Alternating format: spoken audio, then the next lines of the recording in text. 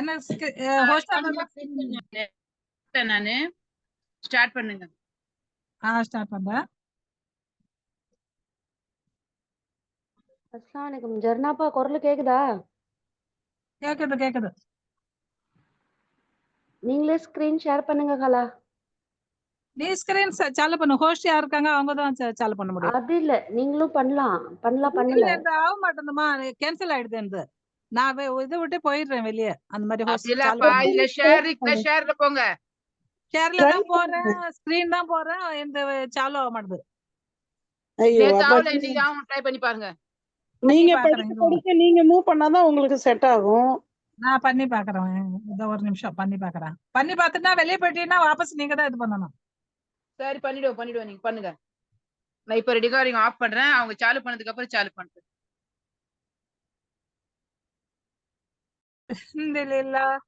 அல்ஹம்துலில்லாஹ் அஸ்ஸலாத்து வஸ்ஸலாமு அலா ரசூலில்லாஹ் வ அலா ஆலிஹி வ ஸஹாபிஹி அஜ்மஈன். அம்மா பஅத். அஊது பில்லாஹி மினஷ் ஷைத்தானிர் ரஜீம். பிஸ்மில்லாஹிர் ரஹ்மானிர் ரஹீம். ரப்பி இஷ்ரஹ் லி ஸத்ரி வ யஸ்ஸிர் லி அம்ரி வஹ்லுல் உக்ததம் மின் லிசானி யஃப்கஹு கௌலி. அல்ஹம்துலில்லாஹ், அல்லாஹ்வுடைய பேருதவியால தமிழ் குர்ஆனுடைய 5வது நாள்ல நம்ம இருக்கோம்னு நினைக்கிறேன். அல்ஹம்துலில்லாஹ் 4வது அத்தியாயம் 18வது வசனத்துல நம்ம இருக்கோம். இன்ஷா அல்லாஹ் இதை கேட்டு நற்பயன் அடையலாம் நம்ம.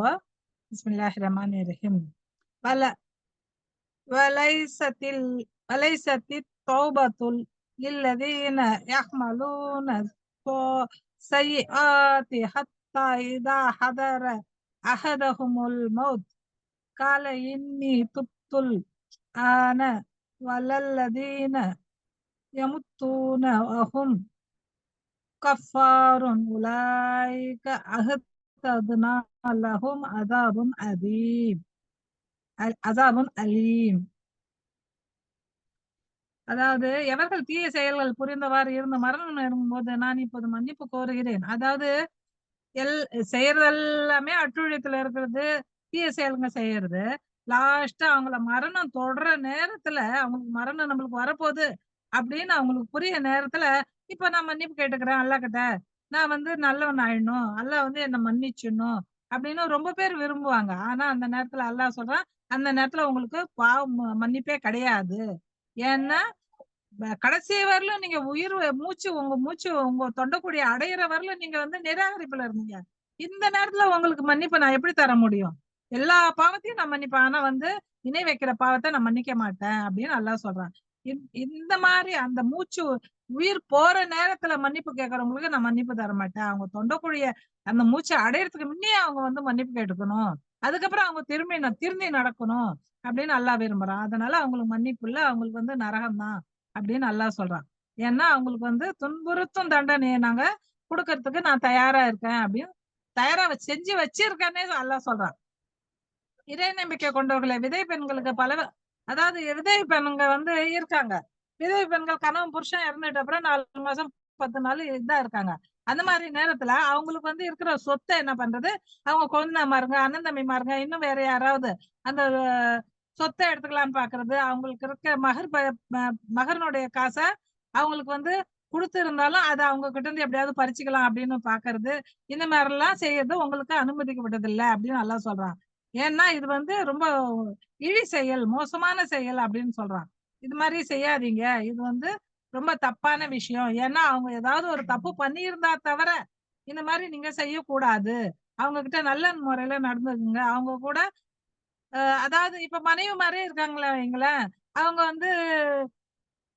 அவங்களுடைய புருஷன் இறந்துட்ட அப்புறம் அவங்க கூடி இருக்கவங்க அவங்க கிட்ட இருந்து எப்படியாவது அவங்கள உருக்கிட்டு அவங்கள ஓட்டி விட்டுடலாம் அப்படின்னு நினைக்கிறாங்களா, அந்த மாதிரி செய்யாதீங்க அப்படின்னு அல்லாஹ் சொல்றான். அதே மாதிரி புருஷமாரங்களுக்கும் அல்லாஹ் சொல்றான், நீங்க உங்களுக்கு மனைவி பிடிக்கலன்னா அவங்கள நல்ல முறையில பிரிச்சு விட்டுடுங்க. அவங்க கிட்ட இருக்க மகரை நீங்க பிடுங்கிக்காதீங்க அப்படின்னு அல்லாஹ் அதையும் சொல்றான். முடிஞ்ச வரலும் அவங்க கூட சேர்ந்து வாழ பாடுபடுங்க அப்படின்னு சொல்றான். அதாவது ஒரு விஷயம் உங்களுக்கு பிடிக்காம இருக்கலாம், அந்த மனைவி உங்களுக்கு பிடிக்காம இருக்கலாம், ஆனா அதன் மூலியமா அல்லாஹ் உங்களுக்கு அதன் நன்மை வச்சிருப்பான். அதனால நீங்க நினைக்கலாம் நம்ம வேற பொண்டாட்டி கட்டிக்கணும் ரொம்ப சந்தோஷமா இருக்கலாம், பணக்காரையே கட்டிக்கலாம், காசு கிடைக்கும், பணம் கிடைக்கும் அப்படின்னு நீங்க நினைக்கலாம். ஆனா அதுல என்ன கெட்டது இருக்குன்றது நீங்க அறிய மாட்டீங்க, அல்லாஹ் நல்லா அறிவான் அப்படின்னு அல்லாஹ் சொல்றான். அதுதான். நீங்க ஒருத்திக்கு பதிலா இன்னொருத்திய கொண்டு வரலான்றதுக்காக இருக்கிறவளுக்கு ஒரு அப்படியே பணக்குவியலே நீங்க மஹரா குடுத்திருந்தாலும், அதுலருந்து நீங்க கொஞ்சம் கூட திரும்ப வாங்காதீங்க. அப்படின்ட்டு அல்லாஹ் வந்து வெளிப்படையா சொல்றான். அதனால அவ மேல அவதூறு கூறி, இல்ல கெட்ட பேர் வச்சு எப்படியாவது அவகிட்ட இருந்து அந்த பணத்த பறிச்சுக்கணும் அப்படின்னு நீங்க நினைக்காதீங்க. இது வந்து ரொம்ப தப்பான செயல் அப்படின்னு அல்லாஹ் கண்டிக்கிறான். ஏன்னா நீங்க வந்து கணவன் மனைவியா இருந்திருக்கீங்க. ஒருத்தரோட ஒருத்தர் கலந்து இருக்கீங்க. உங்ககிட்ட பரஸ்பரம் நீங்க விரும்பி இருக்கீங்க, இருந்திருக்கீங்க, வாழ்ந்திருக்கீங்க. அதனால இந்த இந்த மாரி மோசமான செயலெல்லாம் செய்யாதீங்க. ஏன்னா அல்லாஹ் வச்சு நீங்க ஒப்பந்தம் பண்ணீங்க. நாங்க 2 பேரும் கணவன் மனைவியா இருப்போம், வாழ்வோம் அப்டின்ட்டு. அதனால இந்த மாரி அற்ப பொருட்களுக்காக அவங்க கிட்ட அவங்க பேர்ல எந்தவித கெட்ட பேரும் அவங்களுக்கு வைக்காதீங்க அப்டின்ட்டு அல்லாஹ் சொல்றான். அவங்க கிட்ட இருந்து எதுவும் திருப்பி வாங்காதீங்கன்றான் அல்லாஹ். ஏன்னா மஹர் வந்து ஃபர்து, நிக்கா வந்து சுன்னத்து. மேல அல்லாஹ் சொல்றான், இப்ப வந்து உங்க தந்தையர் வந்து அந்த காலத்து ஆதி காலத்துல எல்லாம் அந்த மாதிரி பழக்கம் இருந்தது. தகப்பன் இறந்துட்டா அவங்களோட மனைவிய மகன் என்ன பண்ணுவாரு, சொத்து தூரமா போயிடும்ன்றதுக்காக கல்யாணம் பண்ணிக்கலாம் அப்படின்ட்டு விரும்புவாரு. அதனால அந்த மாதிரி நீங்க கல்யாணம் பண்ணிக்காதீங்க. யாரு அபு உமமா ரலியல்லாஹு சொல்றாங்க, அபு ஹைஸ் பின் அல் அஸ்வத் என்பவரு தன்னுடைய தந்தை இறந்ததும் அவங்களுடைய சின்னம்மாவையே அவர் கல்யாணம் பண்ணிக்கணும்னு விரும்பினாராம். அப்பதான் இந்த அத்தியாயம் இறக்கப்பட்டது அப்படின்ட்டு இப்னு கசீர்ல இருக்கு. அல்லாஹ் அக்பர். ஏன்னா இது வந்து ஒரு மானக்கேடான செயலாகும். தாய் தான் ஆகுது அவங்க. அதனால இது வெறுக்கத்தக்க செயலாகும், கீழ்த்தரமான நடத்தையாகும் அப்படின்ட்டு அல்லாஹ் வந்து எச்சரிக்கிறான். 23 அதாவது இப்ப நான் படிச்சு சொல்லின்னு போற பெண்களை உங்களுக்கு வந்து மனம் முடிச்சுக்கிறதுக்கு அல்லாஹ் வந்து தடை செஞ்சு வச்சிருக்கான் அல்லாஹ். யார் யார நீங்க கல்யாணம் பண்ணிக்கணும், யார் யார நீங்க கல்யாணம் பண்ணக்கூடாது அப்படின்றத அல்லாஹ் வந்து பட்டியல் போட்டு சொல்லியிருக்கான். இத நம்ம குரான்ல படிச்சு நம்ம மண்டையில இறக்கி வச்சுக்கணும். அதாவது உங்களுடைய தாய்மாரை நீங்க கல்யாணம் பண்ணிக்கூடாது. அதே மாதிரி உங்களுடைய பொண்ணுங்களையும் நீங்க கல்யாணம் பண்ணக்கூடாது. அதே மாதிரி உங்களுடைய சகோதரியும் நீங்க கல்யாணம் பண்ணக்கூடாது. அதே மாதிரி உங்களுடைய தந்தையினுடைய கூட பிறந்த சகோதரியும் நீங்க கல்யாணம் பண்ணக்கூடாது. அதே மாதிரி உங்களுடைய தாயுடைய கூட பிறந்த சகோதரியும் நீங்க கல்யாணம் பண்ணக்கூடாது. அதே மாதிரி உங்களுடைய தம்பி மகளோ, அண்ணன் மகளோ யாரா இருந்தாலும் நீங்க அந்த மாதிரி கல்யாணம் பண்ணிக்கூடாது. அதே மாதிரி உங்களுடைய சகோதரியினுடைய, உங்களுடைய அக்காவினுடைய, தங்கச்சியினுடைய பொண்ணுங்களையும் நீங்க கல்யாணம் பண்ணக்கூடாது. அது இல்லாம உங்களுக்கு பால் ஊட்டிய தாய், அதாவது அந்த 2 வருஷத்துக்குள்ள பால் உங்களுக்கு யார தராங்களோ அவங்கதான் உங்களுக்கு பால் ஊட்டிய தாய். அதுக்கப்புறம் நீங்க குடிக்கிறீங்கன்னா அது பால் ஊட்டிய தாயில கணக்குல சேராது அப்படின்ட்டு இப்னு கசீர்ல இருக்கு.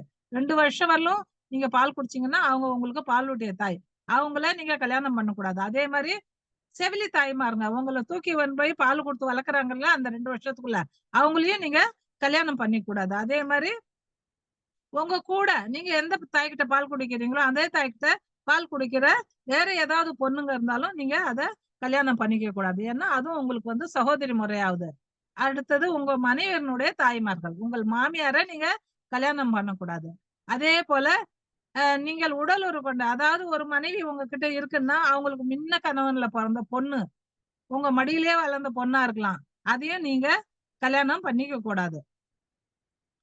இதே நீங்க வந்து அந்த மனைவி கூட நீங்க திருமண உறவு பண்ணி உடலுறவு கொள்ளலைன்னா நீங்க அந்த பொண்ணு கூட நீங்க கல்யாணம் பண்ணலாம். ஆனா அந்த மனைவி கூட நீங்க உடலுறவு கொண்டுட்டீங்கன்னா அவங்க புருஷனுக்கு பிறந்த பொண்ணு உங்களுக்கும் பொண்ணாதான் ஆகுது. இதை வச்சு ஒரு ஹதீஸ் இருக்கு, அது கொஞ்சம் ரொம்ப நீட்டா போகும், அதனால நான் அதை சொல்ல விரும்பல. அல்லாஹு அக்பர். இன்னும் வந்து அதாவது உங்க பையனுடைய மனைவியரையும் நீங்க கல்யாணம் பண்ணிக்கூடாது. மருமகளையும் உங்களுக்கு வந்து ஹராம், கல்யாணம் பண்ணிக்க கூடாது. அதே மாதிரி ஒரே டைம்ல 2 சகோதரி அக்கா தங்கச்சிங்களை ஒரு 2 பேரையும் ஒன்னா நீங்க கல்யாணம் பண்ணக்கூடாது. அப்படி நீங்க ஒருத்திய கல்யாணம் பண்ணீங்கன்னா இன்னொருத்திய நீங்க வந்து தலா கூட்டணும். அந்த மாதிரிதான் சொல்லப்படுது. இவங்கெல்லாம் உங்களுக்கு தடை செய்யப்பட்டிருக்கு. ஆனா முன்ன காலத்துல நடந்தது அது அல்லாஹு ஆலம். அல்லாஹ் அது மன்னிப்பு கொடுப்பான். ஏன்னா அல்லாஹ் வந்து மிக கருணை உள்ளவனா இருக்க அப்படின்னு சொல்றான். மேலும் பிறருக்கு மனைவியா இருக்காங்கன்னு சொல்லுங்க, அந்த பொம்பளைய போயிட்டு மயக்கிறது, எப்படியாவது கல்யாணம் பண்ணிக்கணும்னு ஆசைப்படுறது, அந்த மாதிரி இருக்கவங்களையும் நீங்க பண்ணக்கூடாது, உங்களுக்கு தடுக்கப்பட்டு இருக்கு அப்படின்னு சொல்றாங்க. அதே மாதிரி உங்களுடைய கைவசத்துல உங்களுடைய அண்டர்ல வந்துட்ட அடிமை பெண்கள் அந்த மாதிரி இருக்காங்கன்னா அதையும் நீங்க கல்யாணம் அதாவது உங்ககிட்ட உங்க கைவசம் உங்ககிட்ட நீங்க வளர்க்குறீங்க அந்த மாதிரி பொண்ணுங்கன்னா அது விதி விலக்கப்பட்டது. இது வந்து இறை சட்டமாகும். நீங்க அத கல்யாணம் பண்ணிக்கலாம். ஒரு பொண்ண நீங்க வளர்க்குறீங்க, வேற யாரதோ அந்த பொண்ண நீங்க வளர்க்குறீங்க, அந்த பொண்ண நீங்க கல்யாணம் பண்ணிக்கணும் அப்படின்னா நீங்க கல்யாணம் பண்ணிக்கலாம். அல்லாஹ் அக்பர். இததான் அல்லாஹ் வந்து ஃபர்தாக்கி கொடுத்திருக்கான். யார தன்னுடைய பொண்ண, தன்னுடைய மருமகள, தன்னுடைய அண்ணன் பொண்ண, தம்பி பொண்ண, அக்கா பொண்ண, தங்கச்சி பொண்ண, அதே மாரி உங்களுடைய யார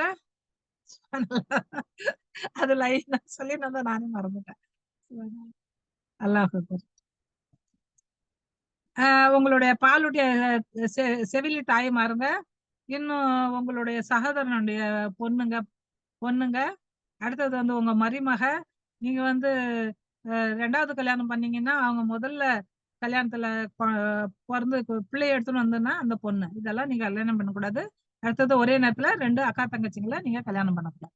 அதே மாரி அடுத்தவங்க கிட்ட வாழ்ந்துன்னு இருக்க பொண்ண கெடுத்து இழுத்துன்னு வந்து நீங்க கல்யாணம் பண்ணக்கூடாது. இதெல்லாம் வந்து அல்லாஹ் வந்து தடை செஞ்சு வச்சிருக்கான்.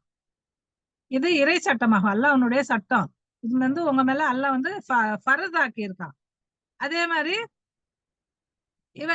இவர்களை தவிர மற்ற பெண்களை மகர் கொடுத்து நீங்க கல்யாணம் பண்ணிக்கிறது உங்களுக்கு அனுமதிக்கப்பட்டுள்ளது. ஆனாலும் நிபந்தனையோட திருமண வரையறைக்குள்ள அவங்க இருக்கணும். நீங்க பாட்டு யார வேணாலும் கல்யாணம் பண்ணக்கூடாது. அவங்க திருமண வரையறைக்குள்ள இருக்கணும். அதுதான் அல்லாஹ் சொல்றான். அதே மாதிரி நீங்க தகாத உறவுல கூட மற்ற பெண்கள் கூட ஈடுபடக்கூடாது. இது வந்து விபச்சாரம். இது வந்து அனுமதிக்கப்பட்டது இல்ல அப்படின்னு.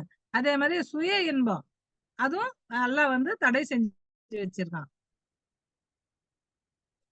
அடுத்தது எந்த பெண்கள் கூட நீங்க சம்பந்தம் வைக்கணும்னு நினைக்கிறீங்களோ அவங்கள கல்யாணம் பண்ணி அவங்களுக்கு மகர் கொடுத்து அதுக்கப்புறம் அவங்க கிட்ட நீங்க சுகம் அனுபவிக்கிறீங்கன்னா அதை வந்து அல்லாஹ் வந்து தடுக்கல. அத மன நிறைவோட நீங்க வாழுங்க அப்படின்னு தான் சொல்றான்.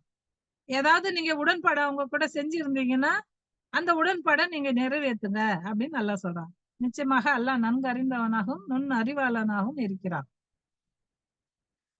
இன்னும் மேலும் அல்லாஹ் சொல்றான், இறை நம்பிக்கை கொண்ட அடிமை இல்லாத பெண்களை நீங்க வந்து திருமணம் செய்றீங்கன்னா அவங்க அவங்கள கல்யாணம் பண்றதுக்கு உங்ககிட்ட வசதி வாய்ப்பு இல்ல.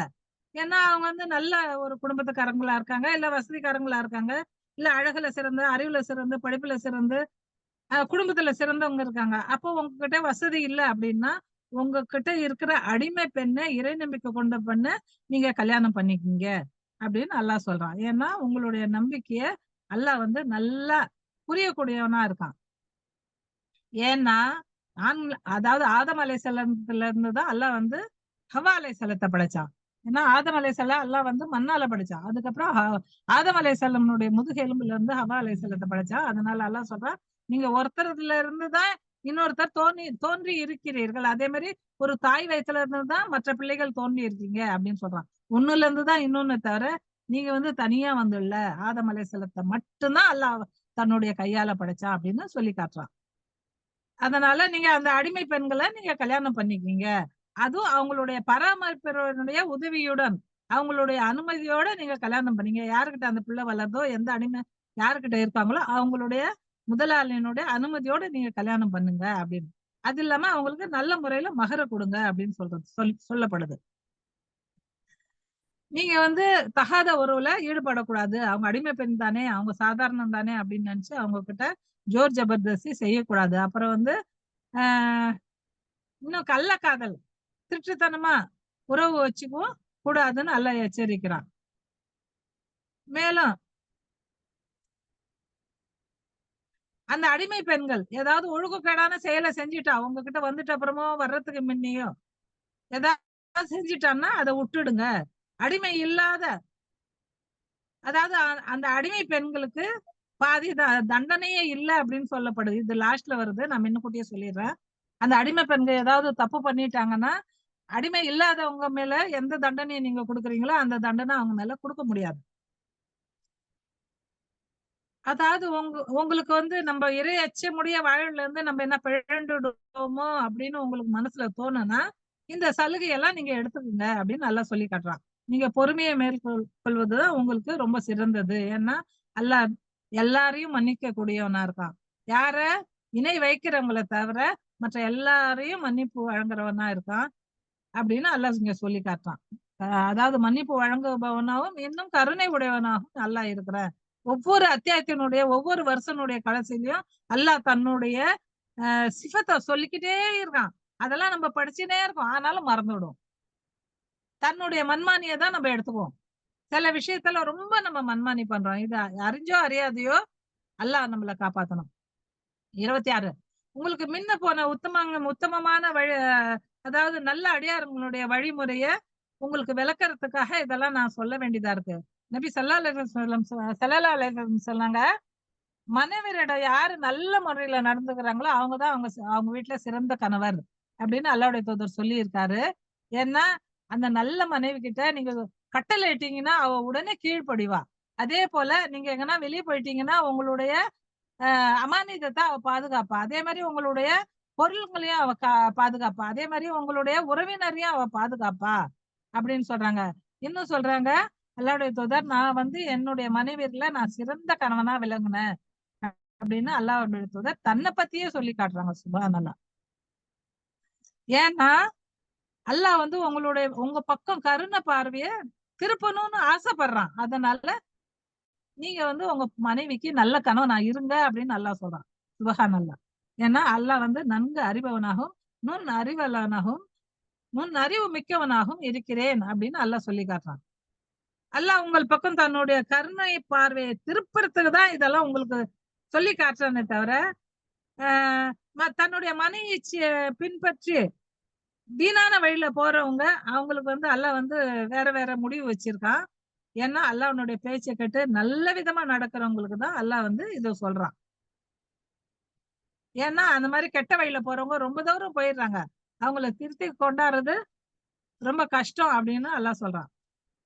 ஏன்னா அல்லாஹ் உங்க மேல அதிக கட்டுப்பாட போடல, உங்களை தளர்த்தி உங்களை லகுவான முறையில உங்களை வாழ வைக்கணும் அப்படின்னு அல்லாஹ் ஆசைப்படுறான். ஏன்னா மனிதன் புல்லு பனி ஆதம கத்தாபா, ஆதமுடைய மக்கள் எல்லாம் ரொம்ப பலகீனமா படைக்கப்பட்டு இருக்காங்க அப்படின்னு சொல்லப்படுது. 29 இன்னும் நம்பிக்கை கொண்டவங்க ஒருவர் மீது ஒருவருடைய பொருளை தவறா சாப்பிடாதீங்க. உங்களுக்கு தெரியுது இது ஹராம்னு தெரியுது, இருந்தாலும் அல்லாஹ் இப்ப யாருமே பார்க்கலையே நம்ம சாப்பிட்டுக்கலாம் அப்படின்ட்டு மற்றவங்களுடைய பொருளை நீங்க சாப்பிடாதீங்க. அதே போல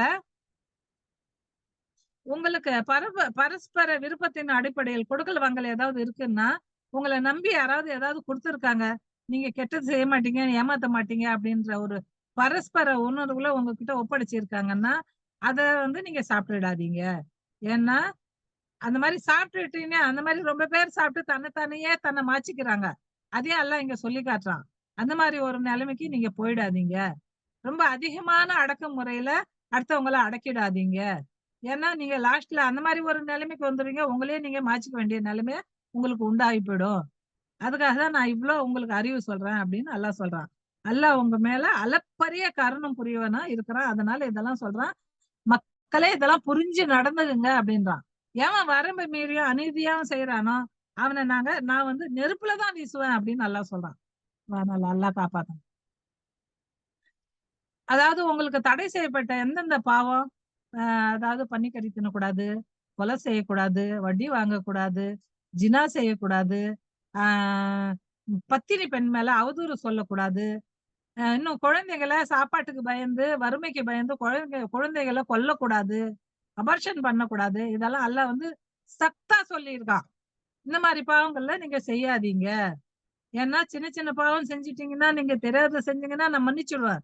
ஆனா தெரிஞ்சியும் நீங்க இந்த மாதிரி பெரிய பெரிய பாவம் பண்ணீங்கன்னா, ஏன்னா இதெல்லாம் இஸ்லாத்துல விலக்கி வச்சிருக்கான் அல்லாஹ்.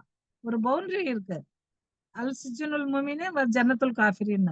நம்மளுக்கு ஒரு பவுண்டரி இருக்கு. அந்த பவுண்டரிக்குள்ளதான் நம்ம இருக்கணும். அந்த பவுண்டரி நம்ம தாண்டி போகக்கூடாது. அல்லாஹ் நம்மள அந்த பவுண்டரிக்குள்ளதான் வாழ வைக்கணும்னு விரும்புறான். அப்படி இருந்தோம்னா அல்லாஹ் நம்மளுக்கு கண்ணியமான இடத்தை தருவான். சுப்ஹானல்லாஹ்.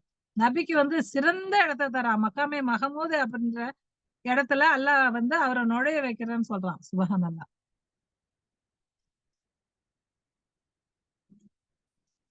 இது நபிக்கும் எச்சரிக்கையா இருக்கு, மற்ற மக்களுக்கும் ஒரு எச்சரிக்கைன்னு நம்ம எடுத்துக்கணும். அல்லாஹ் அக்பர். அதாவது சில பேர் அழகா இருப்பாங்க, சில பேர் படிப்புல சிறந்தவர்களா இருப்பாங்க, சில பேர் அறிவுல சிறந்திருப்பாங்க, சில பேர் பேச்சுல சிறந்தவங்களா இருப்பாங்க. அதனால அந்த சிறப்பு வந்து அல்லாஹ்வுடைய அருள். அத நீங்க வந்து பேராசைப்பட்டுட்டு நம்ம அந்த மாரி ஆவணும்ன்ட்டு பேராசைப்படாதீங்க. ஆண்கள் சம்பாதித்தது அவங்களுக்கு, பெண்கள் சம்பாதித்தது அவங்களுக்கு உண்டு.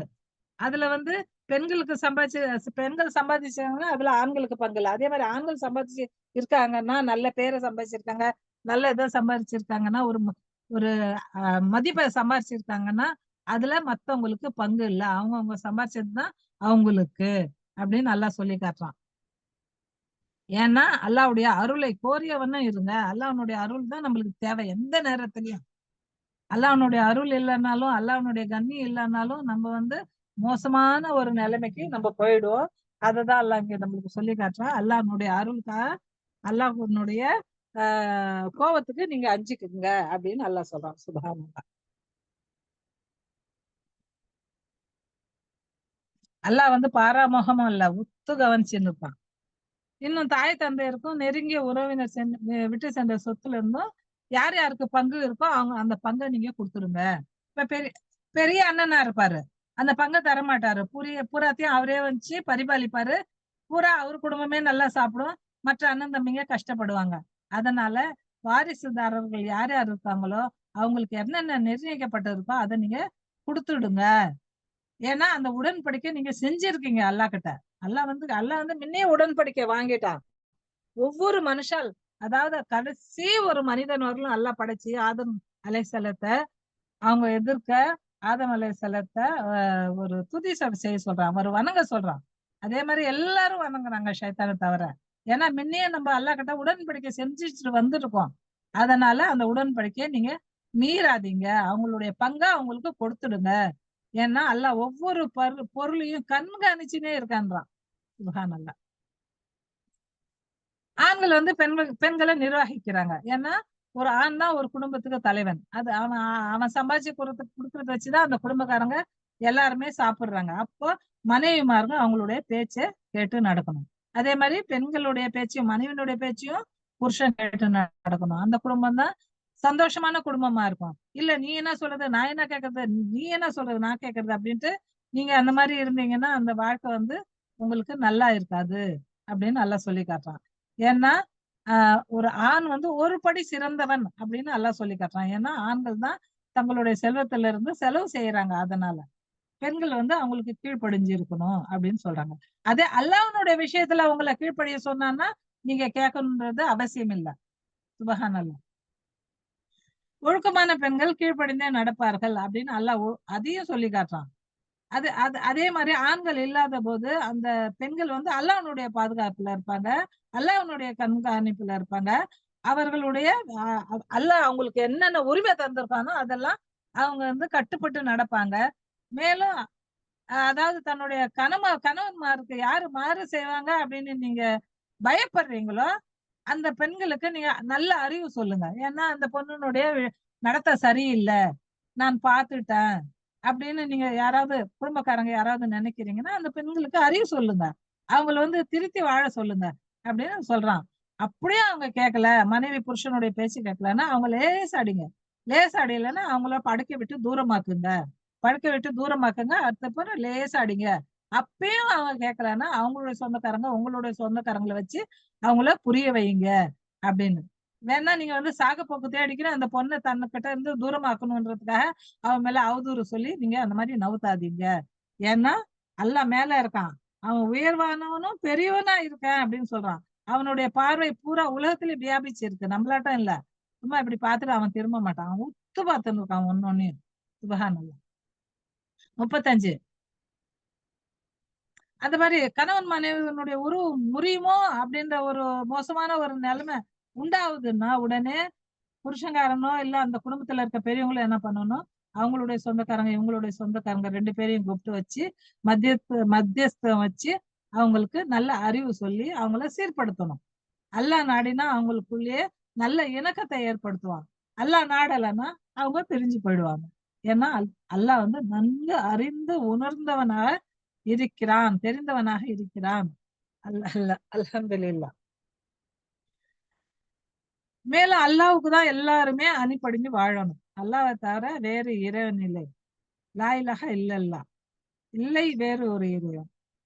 அதாவது அல்லாவுக்கு நீங்க எதையுமே இணை வைக்காதீங்க. அது ஃபுல்லாவான இணை வைப்பு இருந்தாலும், மறைவான ரியாவா இருந்தாலும் நீங்க அந்த மாதிரி செய்யாதீங்க. இந்த டாக்டர்கிட்ட போனா மருந்து வாங்கிட்டு வந்துட்டா அவன் ஆண்டவனாட்டம் எனக்கு உதவுனா, இவங்க வந்து எனக்கு ஆண்டவனாட்டம் அந்த நேரத்துல வந்து காசு கொடுத்தாங்க, அப்படியெல்லாம் அல்லாஹ்க்கு யாரையுமே இணையாக்காதீங்க. மனுஷால் தான், அல்லாஹ் தான். சுப்ஹானல்லாஹ். இன்னும் அதே போல அல்லாஹ்க்கு அடுத்தது தாய் தந்தையரை வைக்கிறான். தாய் தந்தையர்கிட்ட நீங்க நல்ல விதமா நடந்துக்குங்க. அவங்க கிட்ட அன்போட இருங்க, பரிவோட இருங்க. மேலும் உங்க உற்றார் உறவினர் கூடயும் நீங்க நல்லபடியா நடந்துங்க. அனாதை கூட நல்லபடியா நடங்க. வறியவர் கூட நல்லபடியா நடந்துங்க. ஏன்னா அன்போட நடந்து கொள்ளுங்கன்னு சொல்றான். வறியவர் கூடயும் நீங்க அன்போட நடந்துங்க. கடுஞ்சொல்ல சொல்லாதீங்க. அப்படின்னு அல்லாஹ் சொல்றான். இன்னும் உங்களுடைய பக்கத்து வீட்டுக்காரங்க, அவங்க கூடயும் நீங்க அன்பா இருங்க. நீங்க சாதம் வச்சா அதுல கொஞ்சம் தண்ணி ஊத்தி அவங்களுக்கு கொஞ்சம், அதாவது கோழி கால நீங்க சமைச்சாலும் அதுல கொஞ்சம் தண்ணி ஊத்தி அவங்களுக்கு கொஞ்சம் சால்னா கொடுங்கன்னு சொல்றாங்க. அதே மாதிரி நீங்க பழம் வாங்கிட்டு வந்துட்டாலும் அவங்களுக்கு கொடுங்க. ஏதாவது ஸ்வீட் வாங்கிட்டு வந்துட்டீங்க அவங்களுக்கு கொஞ்சம் கொடுங்க அப்படின்னு அல்லாஹ் சொல்றான். அல்ஹம்துலில்லாஹ். இந்த அளவுக்கு சொன்னாரு அல்லாஹ்வுடைய தூதர். தன்னுடைய சொத்துல இருந்து எங்க பக்கத்து வீட்டுக்காரங்களுக்கு பாகம் பிரிச்சு தர சொல்லி அல்லாஹ்வுடைய தூதர் சொல்லிடுவாரோ என்னவோ அப்படின்ட்டு சஹாபிங்க எல்லாம் பயந்தாங்களாம். அந்த அளவுக்கு அண்டை வீட்டுக்காரங்களை உபசரிங்கன்ட்டு அல்லாஹ்வுடைய தூதர் சொல்லியிருக்காரு. அல்லாஹ் அக்பர். இன்னும் அதே அண்டை வீட்டுக்காரர் உறவினரா இருந்தா இன்னும் நல்லா பாத்துக்குங்க. அவங்க கூட நல்ல தோஸ்தி வைங்க அப்படின்னு சொல்லியிருக்காங்க. அதே மாதிரி நண்பருங்க, வழிபோக்கருங்க, உங்க கையில இருக்கிற அடிமைங்க, வேலைக்காரங்க, இவங்க கூட எல்லாம் நீங்க நல்ல தனமா நயமா நடந்துங்க. ரொம்ப வந்து பொறுப்பா நடந்துங்க. அவங்க கிட்ட ரொம்ப லகுவமா நடந்துங்க. ஈஸியா நடந்துங்க அப்படின்னு நல்லா சொல்றான். வீண் பெருமை, கர்வம் உழறவங்கள அல்லாஹ் வந்து நேசிக்கிறதுல, எனக்கு இவ்வளவு அடிமை இருக்காங்க, இவ்வளவு வேலைக்காரங்க இருக்காங்க, என்கிட்ட இவ்வளவு சொத்து இருக்கு அப்படின்னு பெருமை பேசுறாங்க பாருங்க. அவங்க அவங்கள அல்லாஹ் எப்பயுமே நேசிக்க மாட்டான். என்கிட்ட இந்த திறமை இருக்கு, என்கிட்ட அந்த திறமை இருக்குன்னு தன்னைத்தானே ரொம்ப படாயா நினைச்சுக்கிறாங்க பாருங்க. அவங்கள அல்லாஹ் வந்து எப்பயுமே விரும்ப மாட்டான். அந்த மாதிரி செயலை அல்லாஹ் விரும்புறது இல்ல. இன்னும் சில பேர் இருக்காங்க. அல்லாஹ்வுடைய பாதையில செலவு பண்றவங்கள தடுக்கிறவங்க. எதுக்கு செலவு பண்ற? எதுக்கு தர்மம் குடுக்குற? இவ்ளோ எடுத்து குடுக்குறியே, நாளைக்கு உன் பிள்ளைங்களுக்கு வேணாவா? உனக்கு ஏதாவது வியாதி வந்தா, உனக்கு ஏதாவது காசு தேவைப்படும்ல, அந்த நேரத்துல உனக்கு யார் தருவா? அப்படின்ட்டு கைய கட்டிக்குவாங்க. அடுத்தவங்களையும் கட்ட சொல்லுவாங்க. அந்த மாதிரி இருக்கவங்கள அல்லாஹ் வந்து விரும்ப மாட்டான். ஏன்னா, யாருக்கு அல்லாஹ் தன்னுடைய அருள்ல இருந்து வழங்கி இருக்கானோ, அவங்களுக்கு தானம், தர்மம் குடுக்கிறது ஃபர்ஸ். ஏன்னா, அவங்களுக்கு குடுத்திருக்க செல்வத்த அவங்க மறைப்பாங்க. ஏன்னா, இத்தகையோரை அல்லாஹ் நேசிப்பதில்லை. அல்லாஹ்க்கு தெரியாதா உங்களுக்கு எவ்வளவு குடுத்திருக்குன்றத அவன் என்ன லிஸ்ட் போட்டு வைக்காத அப்படியே குடுத்துட்டானா உங்களுக்கு? அவன்கிட்ட எல்லா வித லிஸ்டும் இருக்கு. சுப்ஹானல்லாஹ். அல்லாஹ் அளவில்லாத குடுக்குறான்னா, அதுக்கும் அவன்கிட்ட லிஸ்ட் இருக்கும். உங்களுக்கு கொஞ்சம் கொஞ்சமா தரான்னா, அதுக்கும் அவங்ககிட்ட லிஸ்ட் இருக்கும். நீங்க நினைச்சுக்காதீங்க அவனுக்கு ஒண்ணுமே தெரியாதுன்னு. இந்த மாதிரி நன்றி கெட்டு போய் இருக்காதீங்க. இந்த மாதிரி ஈனர்களுக்கு இழிவு தரும் வேதனை காத்துன்னு இருக்குன்னு அல்லாஹ் சொல்றான். தானும் கொடுக்கறதில்ல, அடுத்தவங்களையும் கொடுக்க விடுறதில்ல. அந்த மாதிரி இருக்க ஈனர்களுக்கு இழிவு தரும் வேதனை இருக்கு அப்படின்னு அல்லாஹ் சொல்லலாம். சுப்ஹானல்லாஹ். 38 மேலும் பிறர் மெச்சுவதற்காக கொடுக்கறது, பெருமை அடிச்சுக்கிறதுக்காக, காட்டிக்கிறதுக்காக கொடுக்குறாங்க பாருங்க. இவங்களையும் அல்லாஹ் வந்து எச்சரிக்கின்றான். இன்னும் அந்த மறுமை நாள் மேல யாரும் நம்பிக்கை கொள்ளாத இருக்காங்க. மறுமை நாள் மேலயும், அல்லாஹ் மேலயும், வானவர் மேலயும், அல்லாஹ் கொடுத்திருக்க நம்ம கிதாப் மேலயும், இன்னும் சொர்க்க நரகத்து மேலயும் யாரு நம்பிக்கை வைக்கலையோ அவங்க வந்து இஸ்லாத்தை விட்டு தூரமா போனவங்க. இஸ்லாத்துக்கும் அவங்களுக்கும் எந்த சம்மந்தமும் இல்ல. அதே மாதிரி மறுமை நாளை யார் நம்பலையோ, விதியை யார் நம்பலையோ அவங்களும் இஸ்லாத்தை விட்டு தூரம் போனவங்க. நம்புறவங்க தான் உண்மையான முஸ்லிம்கள். ஏன்னா ஷைத்தான் வந்து அவங்கள அந்த மாதிரி வழிகெடுத்து வச்சிருக்காங்க. அவங்க வந்து ஷைத்தானை தன்னுடைய தோழனா ஆக்கிட்டாங்க அப்படின்னு நல்லா சொல்றாங்க. ஷைத்தான் தான் அவங்களுடைய கெட்ட தோழன் அப்படின்ட்டு அல்லாஹ் சொல்லி காட்டுறான். 39 மேலும் அல்லாஹ்வின் மீது மறுமை நாள் மீது நம்பிக்கை யார் கொண்டு இருக்காங்களோ, அல்லாஹ் கொடுத்ததுல இருந்து யாரு செலவு செய்யறாங்களோ, இவங்களுக்கு செலவு செய்யாத இருக்கிறதுக்கு என்ன கேடு? இவங்க ₹1 கொடுத்தா ₹1000 கொடுக்கறதுக்கு அல்லாஹ் காத்துன்னு இருக்கான். ₹1,00,000 கொடுக்க காத்துன்னு இருக்கான். கோடி ரூபாய் கொடுக்க காத்து இருக்கான். கொடுத்துதான் பாருங்களேன் ஒரு தடவை என்ன ஆகுதுன்னு பாருங்களேன். அல்லாஹ் அக்பர். இவங்க செய்யற செயலெல்லாம் அல்லாஹ் விட்டு மறைந்து விடாது அப்படின்னு சொல்றாங்க. மேலும் அல்லாஹ் எவருக்கு அணுவளவு அனுமதி இழக்க மாட்டான்.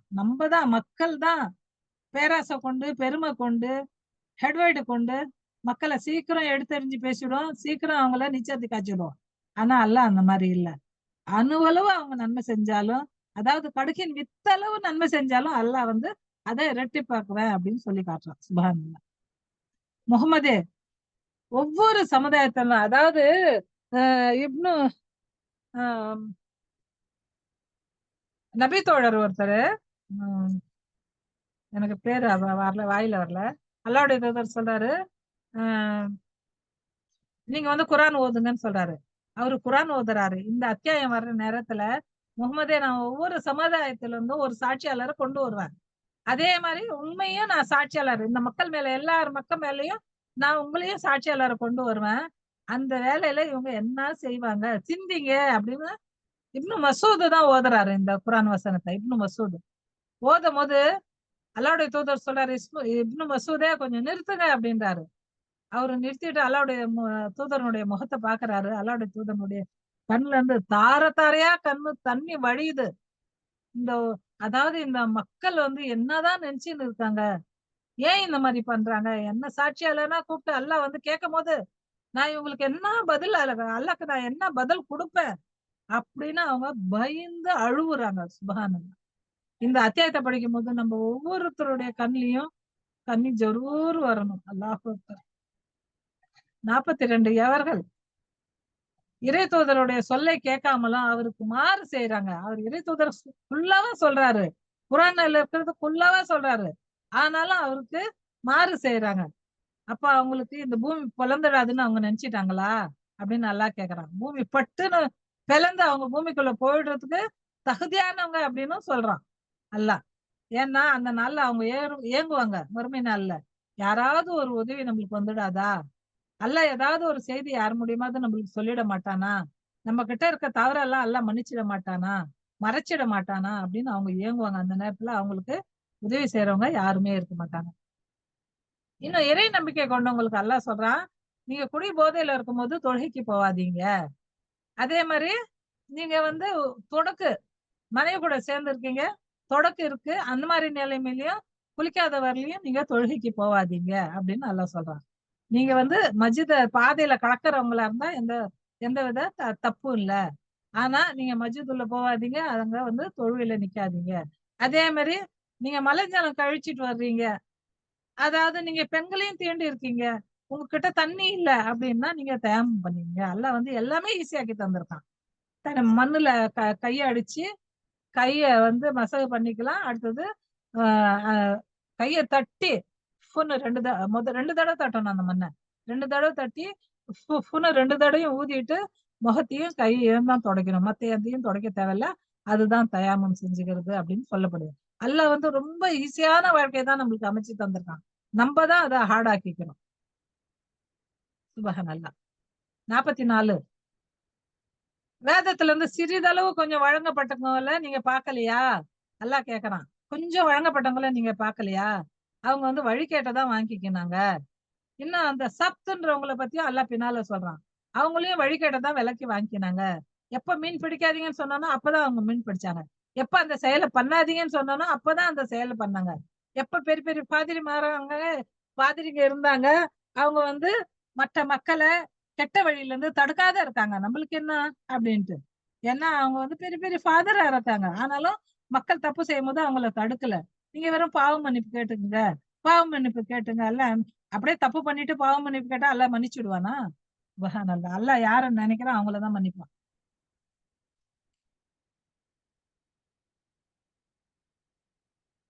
அந்த வேதத்துல இருந்து சிறிதளவு கொடுக்கப்பட்டவங்க என்ன நினைக்கிறாங்க, நபியே நீங்க வந்து வழி தவறணும்னு தான் அவங்க நினைக்கிறாங்க. அதனால நீங்க உஷாரா இருந்ததுங்க அப்படின்னு அல்லாஹ் எச்சரிக்கை பண்றான்.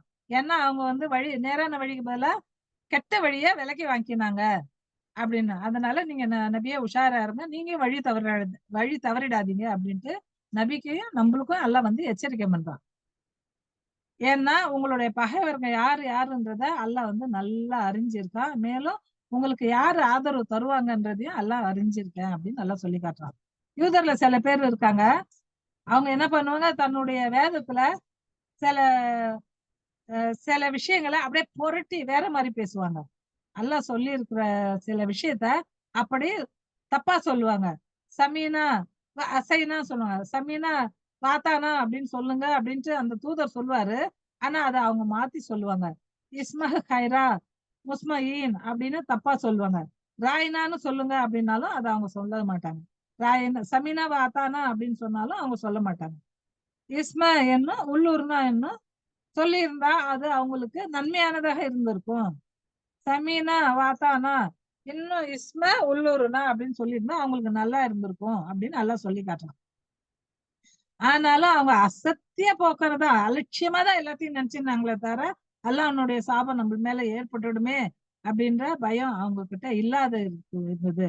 ஆனா அத வந்து அவங்க மறுமையில தெரிஞ்சுக்குவாங்க. அந்த பயம் வந்து அவங்களுக்கு இந்த உலகத்துல ரொம்ப கம்மியா தான் இருந்தது. கம்மியா தான் அவங்க நம்பிக்கை கொள்வாங்க. யாரு? யூதர்களை பத்தி அல்லாஹ் சொல்றான். இன்னும் வேதம் வழங்கப்பட்டவங்க இப்ப இறக்கி இருக்க இந்த குரான நம்பிக்கை கொள்ளுங்க அப்படின்னு சொன்னா இதுக்கு இதுக்கு முன்னுள்ள வேதத்தை மெய்ப்படுத்தி கொடுத்ததான் இது வந்திருக்கு அப்படின்னு சொல்லுவாங்களே தவிர இத வந்து ஏத்துக்க மாட்டாங்க. இது உங்களுக்குள்ள குரானு, எங்களுக்குள்ள குரானை தான் எங்களுக்கு கொடுத்த வேதத்தை தான் நாங்க வந்து தௌராத் இஞ்சில் அதை தான் நாங்க வந்து படிப்போம் அப்படின்ட்டு ஒரே கட்டாயமா அதை தான் படிச்சுட்டு இருப்பாங்க திரும்பி திரும்பி. அதெல்லாம் காலாவதி ஆயிடுச்சு. அந்தந்த நபிங்க இருந்தப்போ அது இருந்தது. அவங்க அந்த நபிங்க அப்புறம் அது காலாவதி ஆயிடுச்சு. ஆனா இப்ப உலக முடிவு நாள் வரையிலும் முகமது நபி ஸல்லல்லாஹு அலைஹி வஸல்லம் அவங்களுக்கு கொடுத்த இந்த குரான் தான் கடைசி வரலும் இருக்கும். இதை நம்புறவங்க தான் நேர்வழி பெற்றவர்கள் அப்படின்ட்டு அல்லாஹ் எத்தனையோ இடத்துல இந்த குரான்ல சொல்லிட்டான். ஆனாலும் அந்த மக்கள் எடுத்துக்கிறதா இல்ல. யார் எடுத்துக்கிறாங்க அவங்களுக்கு வந்து டபுள் டபுள் நன்மையை நான் தரேன் அப்படின்னு சொல்லலாம். டபுளுக்கு டிபலாவும் தரேன் அப்படின்னு சில இடத்துல அல்லாஹ் சொல்லி காட்டுறான். ஆனாலும் யார் அதை ஏத்துக்கலையோ அவங்களுடைய முகங்களை குலைந்து முகத்தை வந்து முதுகு பின்னாலே நான் திருப்பி விட்டுடுவேன் அப்படின்னு சொல்றான். எப்படி அஸ்ஹாபுல் சப்துக்காரங்களை நான் எப்படி குரங்குங்களா பன்றிங்களா போங்கன்னு சொல்லிட்டேனோ அந்த மாதிரி இவங்கள முதுகு பின்னால முகத்தை திருப்பிடுவேன். அவங்க எதுக்கிறது எதுவுமே பார்க்க முடியாது அப்படின்னு அல்லாஹ் சொல்லி காட்டுறான். அதே அதே போல ஆஹ் ஒரு இரு ஒரு ஒரு ஒரு சஹாபி இல்ல அவர் வந்து இது ரஹ்மத்துல்லாஹி அலைஹி அவர் சொல்றாரு. காஃப் ரஹ்மத்துல்லாஹி அலைஹி சொல்றாரு, இந்த வசனத்தை நான் கேட்டதும் உடனே நான் இஸ்லாத்துல வந்துட்டேன். நான் வேற ஒரு இதுலதான் இருந்தேன். ஆனாலும் இந்த வசனத்தை கேட்டதும் உடனே நான் இஸ்லாத்துல வந்துட்டேன். ஏன்னா அல்லாஹ் வந்து என் தலையை திருப்பி என் முதுகு பின்னால வச்சுடுவானோன்னு எனக்கு பயம் வந்துடுச்சு. இந்த வசனத்தை கேட்டதும் உடனே நான் இஸ்லாத்தை ஏத்துக்கினேன். ஏன்னா இணை வைப்பது பெரிய மன்னிக்க முடியாத குற்றம் அப்படின்னு அல்லாஹ் சொல்லிட்டான். ஏன்னா முஸ்லிம்க செய்யற சில தப்ப அல்லாஹ் மன்னிப்பான். அவங்க இணை வைக்க மாட்டாங்க. அல்லாஹ்க்கு வந்து வேற வேற செய்வாங்க. ஆனா இணை வைக்க மாட்டாங்க. அல்லாஹ்வுடைய இடத்துல வேற யாரையும் சேர்க்க மாட்டாங்க. ஆனா மற்றவங்க செய்யற மாதிரி காஃபருங்க செய்யற மாதிரி அல்லாஹ்வுக்கு அவங்க இணை செய்ய மாட்டாங்க அப்படின்ட்டு இந்த காஃப் ரஹ்மத்துல்லாஹி அவங்க சொல்றாங்க. சுப்ஹானல்லாஹ். அதாவது லுக்மான் அலைஹிஸ்ஸலாம் தன்னுடைய மகனுக்கு என்ன சொன்னாரு? மகனே, அதாவது படுக்கின் வித்தளவு நீ நன்மை செஞ்சிருந்தாலும் அது அல்லாஹ் வந்து மறுமை நாள வெளியே கொண்டு வருவான், மறைச்சிட மாட்டான் அப்படின்னு சொல்றாருல்ல. ஃபர்ஸ்ட் எடுத்தது இதான் சொல்வாரு தன்னுடைய மகன். சுப்ஹானல்லாஹ். அதாவது அல்லாஹ்வுடைய கட்டளை நிறைவேற்றப்பட்டே தீரும் அப்படின்னு சொல்லியாச்சு. அல்ஹம்துலில்லாஹ். இன்னும் அல்லாஹ் சொல்றான், தனக்கு இணை வைக்கப்படாத அல்லாஹ் மன்னிப்பதே இல்ல. இதை தவிர அனைத்து பாவங்களையும் நான் நாடுறவங்களுக்கு மன்னிப்பேன். யாருக்கு நான் மன்னிக்கணும்னு நினைக்கிறோனோ அவங்களுக்கு மன்னிப்பேன்.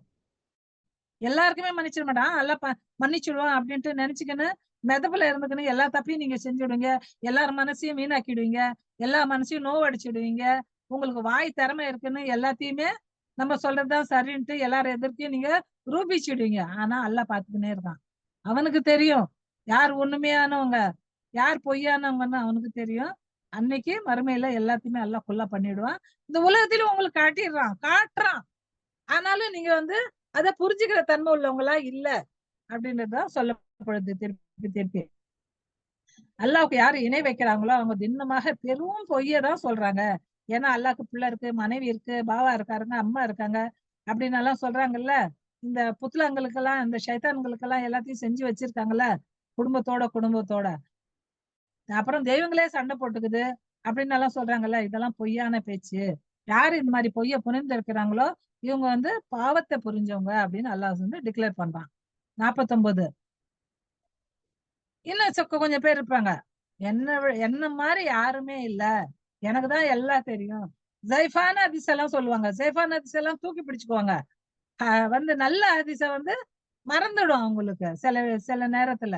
அல்லாஹ் சொல்றான், மறுமையில வந்து ஃபாத்திமா ரலியல்லாஹு வந்து பெண்களின் தலைவியா இருப்பாங்கன்னு சொல்றான். அப்ப பெண்கள்லயே தலைவி இல்ல அப்படின்றாங்க. அல்லாஹு ஆலம், அல்லாஹ் மிக அறிந்தவன். மறுமையில ஃபாத்திமா ரலியல்லாஹு அன்ஹா அவங்கள நீங்க பெண்களுக்கு தலைவியா இருப்பீங்கன்னு அல்லாஹ் சொல்றான். அப்ப மறுமையிலேயே அல்லாஹ் தலைவிகளை வச்சுன்னா இந்த உலகத்துல தலைவி யாரும் இருக்க மாட்டாங்களா? சுப்ஹானல்லாஹ். அந்த தைஃபான ஹதீஸ வச்சுக்கிட்டு பெருமையா சொல்றாங்க. அல்லாஹு ஆலம், அல்லாஹ் நீதி பண்ணுவான் அவங்களுக்கு. அததான் இங்க சொல்றான். தூய்மையானவர்களே அப்படின்ட்டு தனக்கு தானே பெருமை அடிச்சு கொள்வாங்க. நீங்க பாக்கலையா நபியே? உண்மை என்னன்னா அல்லாஹ் தன் நாடுறவங்கள தூய்மையாக்குவான். ஏன்னா யாரு தூய்மைப்படுத்தப்படவில்லை எனில் யார் பொறுப்பு? அதுக்கு யாருமே பொறுப்பு இல்ல, அல்லாஹ் தான் பொறுப்பு. அல்லாஹ் யார தூய்மைப்படுத்துறானோ அவங்க தூய்மையானவங்களாவே இருப்பாங்க. ஏன்னா அல்லாஹ் வந்து யார் மேலயும் அணு அளவு கூட அநீதி இழைக்கப்பட மாட்டாது, பண்ண மாட்டான். அல்லாஹ் வந்து யாருக்குமே நம்ம சொல்லிடுவோம், சீக்கிரம் எடுத்தறிஞ்சு பேசிடுவோம். ஆனா அல்லாஹ் அந்த மாதிரி செய்ய மாட்டான். அவங்க வந்து அல்லாஹ் மேல பொய் உரைக்கிறதுக்கு கொஞ்சம் கூட யோசனை பண்றது இல்லைங்க.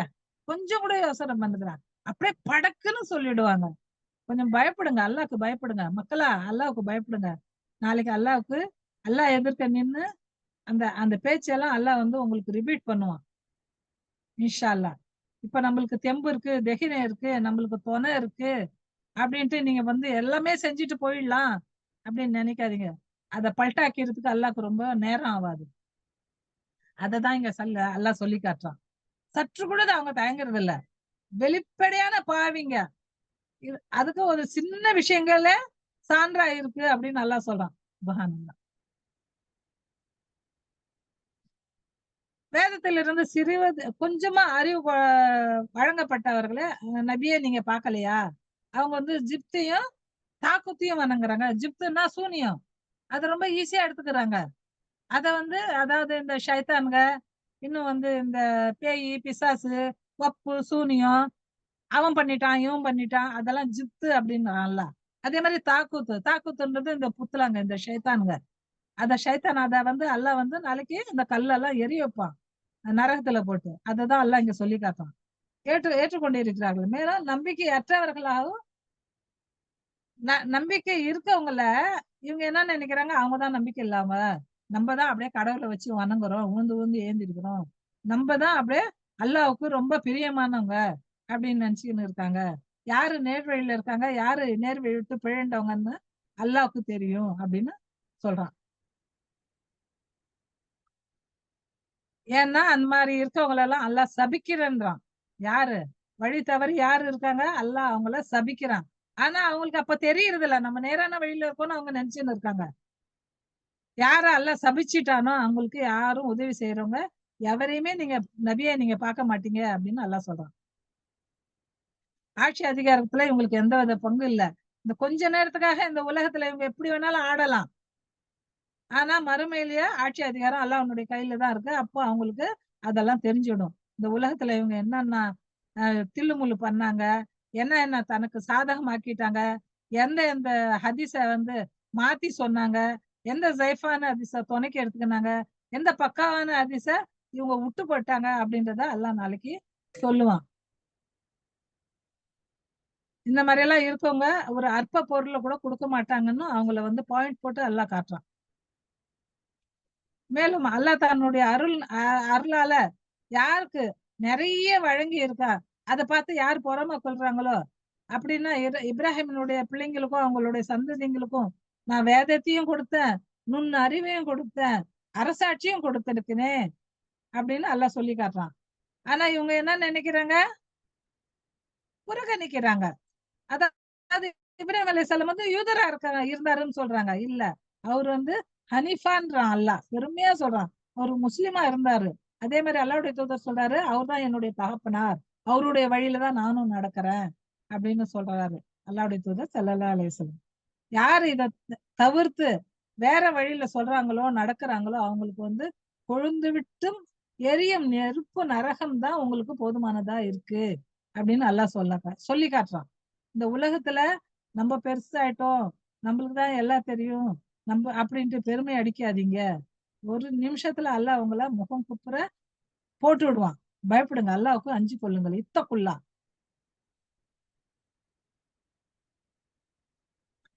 அதே போல அல்லாஹ் நிறைய சான்று இறக்கி இருக்கான். அந்த சான்றுகள் எல்லாம் யாரு மறுக்கிறாங்களோ அவங்கள வந்து நான் வந்து நெருப்புல போடுவேன்றான். அதாவது நம்மளுக்கு கொடுக்கப்பட்ட சான்றே இந்த குரான் தான், மறுமை நாள் வரலும். நிறைய பேருக்கு நிறைய நபிமார்களுக்கு என்னென்னோ சான்று கொடுத்தான் அல்லாஹ். ஆனா நம்மளுக்கு கொடுத்த சான்றே இந்த குரான் தான். சுபஹானல்லாஹ். இதை யாரு மறுக்கிறாங்களோ, இதை யாரு மறுத்து பேசுறாங்களோ, தன்னுடைய மன இச்சைய பேசுறாங்களோ, இவங்களுக்கெல்லாம் நரகம் தான். அந்த நரகத்துல தோல் வந்து அவங்களுக்கு வந்து கருகி போயிடும். மறுபடியும் மறுபடியும் அந்த தோலை மாத்திக்கினே இருப்பேன் அப்படின்னு சொல்றான் சுபஹானல்லாஹ். ஏன்னா அல்லாஹ் எல்லாத்துக்கும் ஆற்றல் பெற்றவனா இருக்கான். முடிவுகளை செயல்படுத்தும் நுட்பத்தையும் அவன் நன்கு அறிந்தவனாக இருக்கிறான். முடிவு எப்படி எப்படி போகும்ன்றது அல்லாஹ் ஒருத்தனுக்கு தான் தெரியும். நம்ம நினைச்சுக்க கூடாது, நம்ம சொல்லிட்டோம், நம்ம மிஞ்சிட்டோம் அப்படின்னு நம்ம நினைச்சுக்க கூடாது. மேலும் யாரு நம்முடைய வசனங்களை ஏற்று நற்செயல் புரிகிறார்களோ, அல்லாஹ்வுடைய வசனங்களை ஏற்று அவனுக்கு பயந்து வாயை மூடின்னு இருக்காங்க, தெரியுது தப்பு பண்றாங்கன்னு தெரியுது, இருந்தாலும் அல்லாஹ் போதுமானவன், ஹஸ்பண்ட் அல்லாஹ் அப்படின்ட்டு மனம் பொறுத்து இருக்கிறாங்களோ அவங்களுக்கு சூன பூங்காக்களில் நுழைய வைப்போம் அப்படின்னு அல்லாஹ் சொல்றான். அதுல என்றென்றும் நிலையா இருப்பாங்க அப்படின்னு சொல்றான். என்றென்றும் நிலையா தங்கி இருப்பாங்க, நிலையா வாழ்வாங்க. அங்க அவங்களுக்கு தூய்மையான துணைவரும் இருப்பாங்க. ஆணுக்கு பெண் இருப்பாங்க, பெண்ணுக்கு ஆண் இருப்பாங்க. அவங்க அடர்ந்த நிழல்ல இருப்பாங்க. அவங்களுக்கு வந்து கொஞ்சம் கூட வெயில் படாது. அங்க எந்தவித கஷ்டமும் இருக்காது அப்படின்னு அல்லாஹ் சொல்றான். முஸ்லிம்களை பார்த்து அல்லாஹ் சொல்றான் பாருங்க. அல்லாஹ் உங்களுக்கு கட்டளை இடுகிறான். அமானித அடைக்கல பொருட்களை அவற்றுக்கு உரியவங்க கிட்ட தந்துடுங்க. பேராசைப்பட்டு அதை நீங்க வச்சுக்காதீங்க. அதை யார்கிட்ட கொடுக்கணுமோ அவங்க கிட்ட ஒப்படைச்சிடுங்க. ஏன்னா மக்களிடையே தீர்ப்பு வழங்கினா நீதத்தோட தீர்ப்பு வழங்குங்க. இப்ப இருக்க மக்கள் நிறைய வந்து அடாவடித்தனம் தான் நிறைய மிஞ்சி இருக்கு. நான் ஃபுல்லாவே சொல்றேன். அடாவடித்தனம், அக்குறும்பு நிறைய செய்யறாங்க. அல்லாஹ்வுக்கு அதாவது கொஞ்ச நேரத்துக்காக அப்படியே மாறிடுறாங்க. இந்த மாதிரி எல்லாம் மாறாதீங்க. அல்லாஹ் வந்து உத்து பார்த்துன்னு இருக்கான். அல்லாஹு அக்பர். அல்லாஹ் உங்களுக்கு எந்த அறிவுரையை கொடுத்திருக்கானோ அதை வந்து உன்னதமான அறிவுரை பின்னமாக அல்லாஹ் அனைத்தையும் செவி உருபவனாகவும் உற்று நோக்குபவனாகவும் இருக்கிறான். எவ்வளவு தப்பு பண்றாங்க, எவ்வளவு தப்பா பேசுறாங்க. நான் நசர் அந்தாஸ் பண்ணிடுவேன் நிறைய பேருக்கு. போட்டோ அல்லாஹ் போதுமானவன், அல்லாஹ் போதுமானவன், அல்லாஹ் போதுமான அந்த அந்த அதை தான் நினைப்பேன் அந்த நேரத்துல. ஏன்னா அவங்கள வந்து பதிலா வாங்கலாம், 4 பேர் எதுக்க இழுத்து வச்சு அவங்களுக்கு நல்ல அறிவுரை புகட்டலாம். ஆனாலும் அல்லாஹ் சார்ந்து இருக்கிறதால அல்லாஹ் போதுமானவன், அல்லாஹ் அவங்களுக்கு நல்ல அறிவு தரணும் அப்படின்னு தான் நான் நினைப்பேன் எப்பயுமே. என்ன பத்தி நான் சொல்லிக்கிறேன், யாரை பத்தியும் சொல்லல, என்னை பத்தி நான் சொல்லிக்கிறேன். அல்லாஹ் அவங்களுக்கு நல்ல அறிவு கொடுக்கணும், அவங்க நேர வழியில நடக்கணும் அப்படின்னு தான் நினைப்பேனே தவிர அவங்கள 4 பேர் எதிர்க்க வச்சு அவங்கள வந்து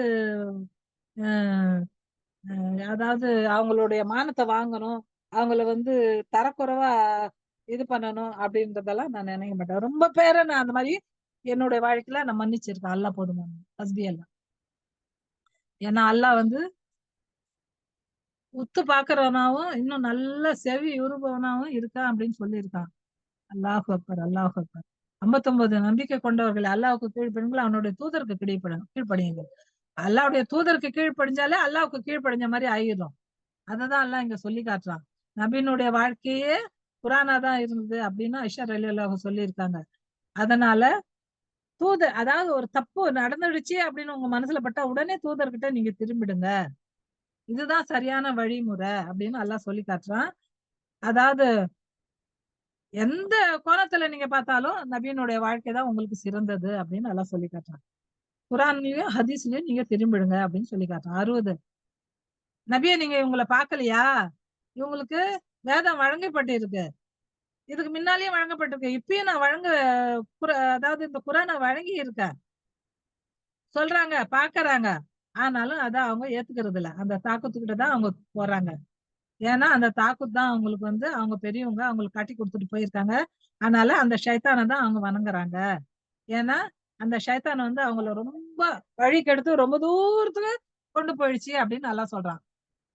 அதாவது அல்லாஹ் இறக்கி வச்ச சட்டத்தின் பக்கமும் தூதரின் பக்கம் வாங்க அப்படின்னு அவங்களுக்கு சொன்னா நயவஞ்சகத்தின் பக்கம் தான் அவங்க போறாங்க. அததான் அவங்க ரொம்ப விரும்புறாங்க. இந்த நபி கிட்ட வர்றத அவங்க விரும்ப மாட்டேன்றாங்க அப்படின்னு சொல்லப்படுது. அவங்க அவங்களுடைய கை செஞ்ச தீவினை காரணத்தினால அவங்களுக்கு ஏதாவது ஒரு துன்பம் ஏற்பட்டுச்சுன்னா என்ன சொல்லுவாங்க தெரியுமா? இந்த நபியால தான் எங்களுக்கு இந்த துன்பம் ஏற்பட்டுச்சு. இந்த நபி இல்லைன்னா இந்த துன்பத்துக்கு நாங்க ஆளாயிருக்க மாட்டோம் அப்படின்னு நபி மேல பழி போடுவாங்க. அதே ஒரு நல்லது அவங்களுக்கு உண்டாகுதுன்னா அல்லாஹ் தரப்புல இருந்து அப்ப என்ன சொல்லுவாங்க? இது எங்களாலதான் எங்களுக்கு ஆச்சு. இந்த நபியால எங்களுக்கு எதுவுமே ஆகல அப்படின்னு அவங்க சொல்லுவாங்க அப்படின்னு அல்லாஹ் இங்க சொல்லி காட்டுறான்.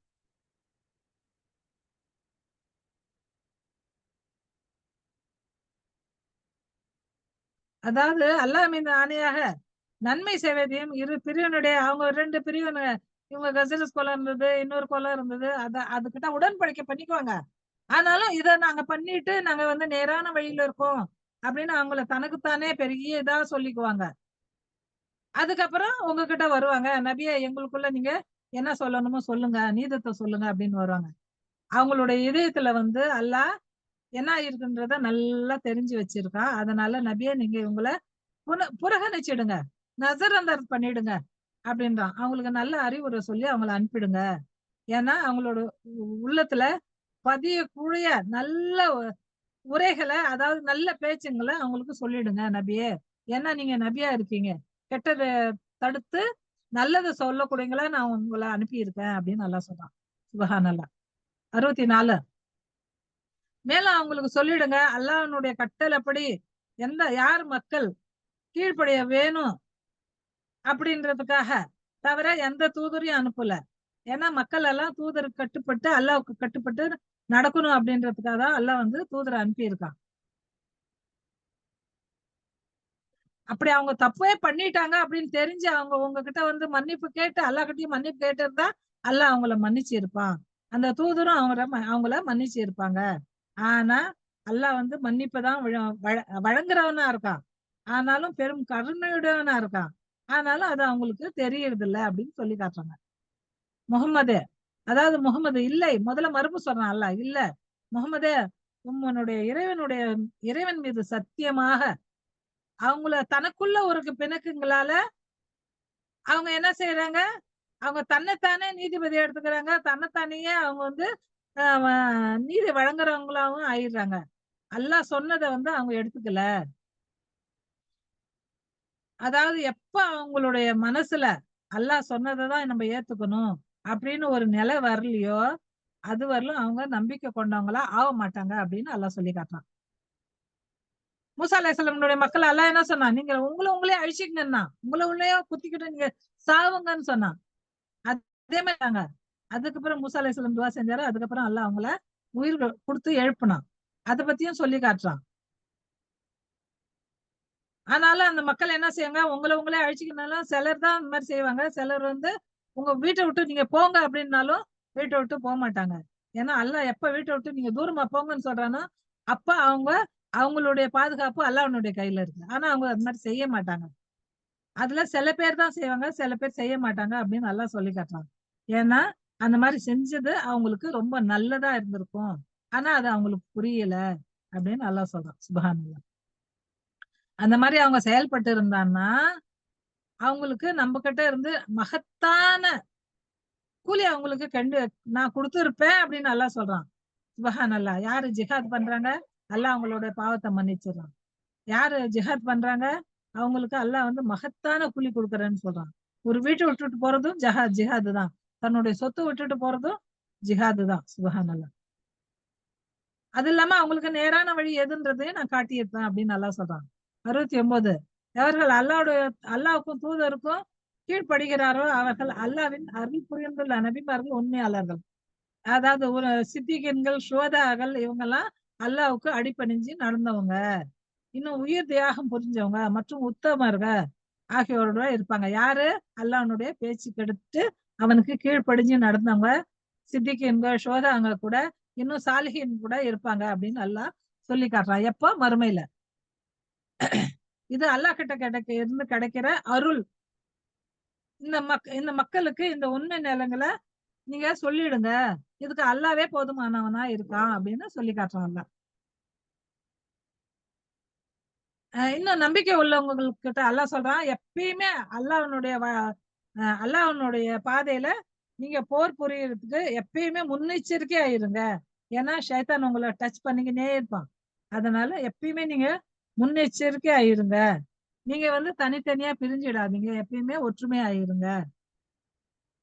பேருக்காகவும், புகழுக்காகவும், கமெண்டுக்காகவும், ஹெட்வைட்டுக்காகவும், ஈகோக்காகவும் நீங்க பிரிஞ்சு போயிடாதீங்க அப்படின்னு அல்லாஹ் சொல்றான். உண்மையில போர்ல கலந்து கொள்ளாம பின்தங்கி இருக்காங்கல்ல, அவங்கள பத்திய விஷயம் அல்லாஹ் கிட்ட இருக்கு. ஏன்னா அவனுக்கு தெரியும் யாருக்கு எந்த மாதிரி என்ன செய்யணும், எது செய்யணும்ன்றது. திண்ணமாக அல்லாஹ் என் மீது கருணை புரிஞ்சிருக்கான். அதனால நான் அந்த போர்ல போகல அப்படின்னு அவங்க சொல்லிக்குவாங்க. ஏன்னா போர்ல போயிட்டு நான் கலந்து இருந்தா நான் ஷஹீத் ஆயிருப்பேன். என்னோட உயிரை கொடுத்திருப்பேன். அதுக்கப்புறம் எனக்கு எதுவுமே இல்லாத போயிருக்கும் அப்படின்னு அவங்க தனக்குத்தானே பெருமையா பேசுவாங்க. ஆனா இதை விட அல்லாஹ் கிட்ட இருக்கிறது மிக சிறந்தது அப்படின்னு அல்லாஹ் சொல்றான். அதாவது மறுமை நாள்ல அவனுக்கு எந்தவித நட்போ யாரும் உதவி செய்யாத இருக்கிறப்போ நான் அவனுக்கு உதவி செய்வேன். மாபெரும் வெற்றியை நான் கொடுத்திருப்பேன் அப்படின்னு அல்லாஹ் சொல்லுவான். அந்த நேரத்துல அந்த எவன் அந்த போர்ல கலந்துக்காத இருக்கானோ அப்ப அவன் சொல்லுவானா, ஐயோ நான் அந்த போருக்கு போயிருந்திருக்கணுமே, அல்லாஹ் கொடுத்த அந்த வெற்றியை நான் அடைஞ்சிருக்கணுமே, இன்னும் நான் ஷஹீத் ஆயிருக்கணும், இல்லைன்னா எனக்கு கனிமத் கிடைச்சிருக்கணுமே, அந்த நன்மையான அல்லாஹ்வுடைய திருப்பொருத்தம் எனக்கு கிடைச்சிருக்குமேன்னு அவன் வந்து அந்த நேரத்துல அலறுவானா. அப்ப அந்த அலறதால அவனுக்கு எந்தவித பயனும் இல்லை அப்படின்னு அல்லாஹ் சொல்றான். இந்த உண்மைய அவங்க புரிஞ்சு இருந்தாங்கன்னா அந்த மாதிரி எல்லாம் சொல்லி இருக்க மாட்டாங்க. நான் அந்த சண்டைக்கு போல அதனால நான் உயிரோட இருக்கேன் அப்படின்னு அவங்க சொல்லி இருக்க மாட்டாங்க. அல்லாஹ்வினுடைய வழியில எப்பயுமே நீங்க போர் புரிஞ்சுன்னு இருக்காது. எப்பயுமே ஜிஹாத் பண்ணின்னு இருங்க. தன்னுடைய நப்சுல இருந்து யாரு ஜிஹாத் பண்ணானோ அவன் வந்து நேரான வழிய அடைஞ்சிட்டான் அப்படின்னு அல்லாஹ் சொல்றான். இன்னும் நீங்க போர்ல போய் அல்லாஹ்வினுடைய பாதையில கொல்லப்பட்டாலும் சரி அல்லது வெற்றி பெற்றாலும் சரி அவருக்கு மகத்தான உறுதியான நற்கூலி உண்டுன்றத அல்லாஹ் டிக்ளேர் பண்றான். 75 மேலும் பலவீனமாக்கப்பட்ட இன்னும் அடுக்கி ஒடுக்கி ரொம்ப ஏழைங்கள இன்னும் அடிமைங்கள பெண்கள் ஆண்கள் குழந்தைகள் அல்லாஹ்வின் வழியில போர் புரியறதுக்காக இருக்க உங்களுக்கு என்ன வந்துச்சு அப்படின்னு அல்லாஹ் கேக்குறான். கிளம்புங்க, அல்லாஹ்வினுடைய அல்லாஹ்வினுடைய வழியில நீங்க போர் புரியறதுக்கு தகுதியானவங்கன்றான். அல்லாஹ் உங்களை கூப்பிடுறான். ஆனாலும் அவங்க வந்து நாங்க ஒடுக்கப்பட்டவங்க, எங்களால ஒண்ணும் செய்ய முடியாது, எங்க கிட்ட அந்த அளவு பலம் இல்ல அப்படின்ட்டு அவங்க அப்படியே ஒடுக்கப்பட்டே இருப்பாங்க. அததான் அல்லாஹ் இங்க சொல்லி காட்டுறான். இன்னும் இன்னும் அல்லாஹ் சொல்றான், மூசா அலைஹிஸ்ஸலாமுடைய மக்கள் எப்படி சொன்னாங்க, எங்களுடைய இறைவனே இந்த அக்கிரமக்காரங்க வாழ ஊர்ல இருந்து எங்களை வெளியேற்று அப்படின்னு அவங்க கேட்டாங்க. எங்களுக்கு பாதுகாக்கக்கூடிய ஒருத்தரை அனுப்பு அப்படின்னு கேட்டாங்க. அப்பதான் அல்லாஹ் வந்து தாவூத் அலைஹிஸ்ஸலாத்தை அந்த மக்கள்ல இருந்து அவங்களுக்கு ஒரு ராஜாவையும் தாலூத்ன்ற ஒரு ராஜாவையும் உண்டாக்கி கொடுத்தான். அதே மாதிரி தாவூத் அலைஹிஸ்ஸலாத்தையும் அவங்கள்ல இருந்தே அல்லாஹ் உண்டாக்கி கொடுத்தான். ஏன்னா அந்த மக்கள் வந்து அல்லாஹ் கிட்ட பிரார்த்தனை பண்ணாங்க, அதனால கொடுத்தான். ஏன்னா அவங்க வந்து ரொம்ப ஒடுக்கப்பட்ட மக்களா இருந்தாங்க. அவங்க கேட்டாங்க, அப்ப நான் கொடுத்தேன். நீங்களும் அதாவது போருக்கு வாங்கன்றதுதான் அல்லாஹ்வினுடைய பேச்சா இருக்கு. அதாவது இறை நம்பிக்கையுடைய நடத்தையை மேற்கொண்டவர்கள் அல்லாஹ்வின் வழியில் போர் புரிவார்கள். அதாவது நிராகரிப்பு போக்கனை யார் மேற்கொள்றாங்க, அவங்க வந்து சண்டைக்கு போக மாட்டாங்க, ஷைத்தான் கூட தான் இருப்பாங்க அப்படின்னு அல்லாஹ் சொல்றான். ஏன்னா சைத்தானுடைய சூழ்ச்சி ரொம்ப ரொம்ப மிக்க கெட்டது அப்படின்னு அல்லாஹ் சொல்றான். சுப்ஹானல்லாஹ். போர் புரியாம உங்களுடைய கரங்களை நீங்களே தடுத்துக்கினீங்க. அதனால நீங்க போர் புரியாம உங்க கரங்களை நீங்க தடுத்துக்கினீங்க அப்படின்னு அல்லாஹ் சொல்லி காட்டிட்டு அப்புறம் அல்லாஹ் சொல்றான், நீங்க தொழுகையை நிலை நிறுத்துங்க, ஜகாத்தை கொடுத்து வாருங்க. இன்னும் யார்கிட்ட என்னென்ன கூறப்பட்டுச்சோ அல்லாஹ் என்னென்ன சொன்னாங்களோ, நபிமார்கள் என்னென்ன சொன்னாங்களோ அதெல்லாம் நீங்க கவனிக்கலையா? இப்போ உங்களை போர் புரியுற மாதிரி சொல்றாங்க. போர் புரியறதுக்கு உங்களுக்கு கட்டளை வந்திருக்கு அல்லாஹ் கிட்ட. ஆனாலும் நீங்க பயந்துக்குன்னு போக மாட்டேன்றீங்க. நீங்க மனுஷாளுக்கு தான் பயப்படுறீங்க, ஆண்டவனுக்கு பயப்பட மாட்டேன்றீங்க.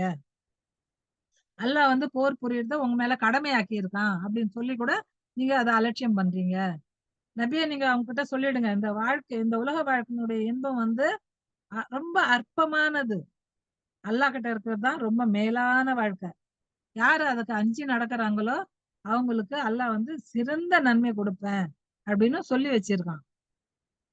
ஏன்னா அல்லாஹ் வந்து இம்மி அளவு கூட உங்களுக்கு அநீதி கொடுக்கணும் செய்ய மாட்டான்.